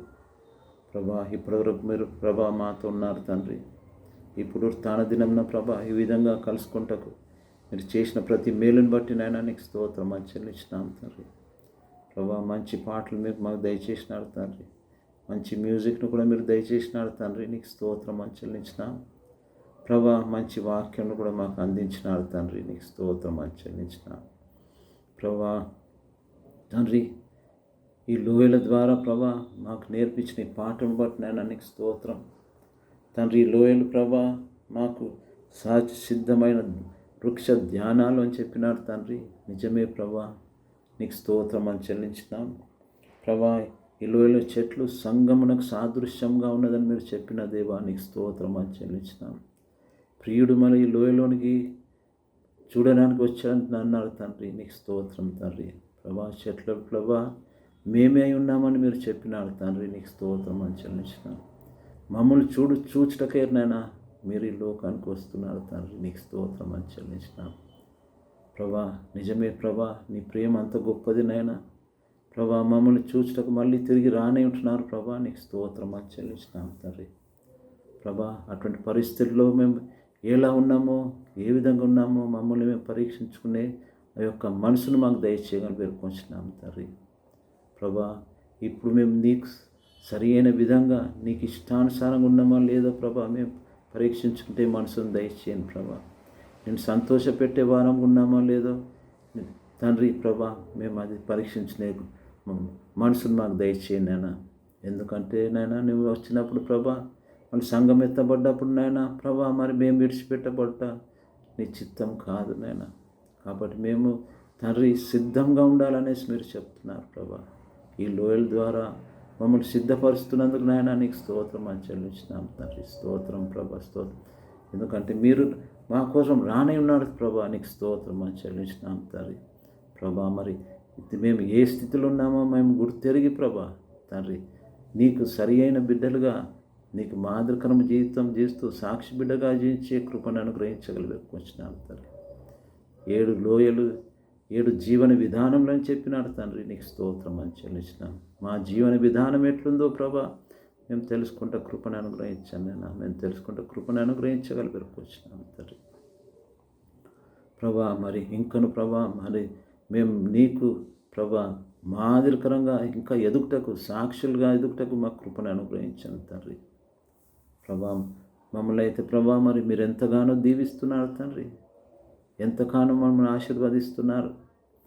అన్ని విధాలుగా మేలు చేస్తున్న దేవా నీకు స్తోత్రం అని చెల్లించినాను. ముఖ్యంగా ప్రభా మా జీవిత విధానం మేము మార్చుకుంటే కృపను అనుగ్రహించండి నాయన. కృపను అనుగ్రహించండి. నీకు సంతోషంగా నేను సంతోషపెట్టే వారంగా ఉంటాకు అటువంటి విధానం మార్చుకుంటకు మాకు సహాయం చేయండి నాయన. సహాయం చేయండి వచ్చినాను ప్రభా తండ్రి. మరి ఇచ్చిన వాక్యను బట్టినైనా నీకు స్తోత్రం అని చెల్లించినాం. స్తోత్రం ప్రభా, స్తోత్రం తండ్రి. మళ్ళీ తండ్రి మా కుటుంబాలను మీరు కాపాడుతూ వస్తున్నారు దేవానికి స్తోత్రం అని చెల్లించినాం. అన్ని విధాలా మేలు చేస్తున్న దేవానికి స్తోత్రం అని చెల్లించినాం తండ్రి.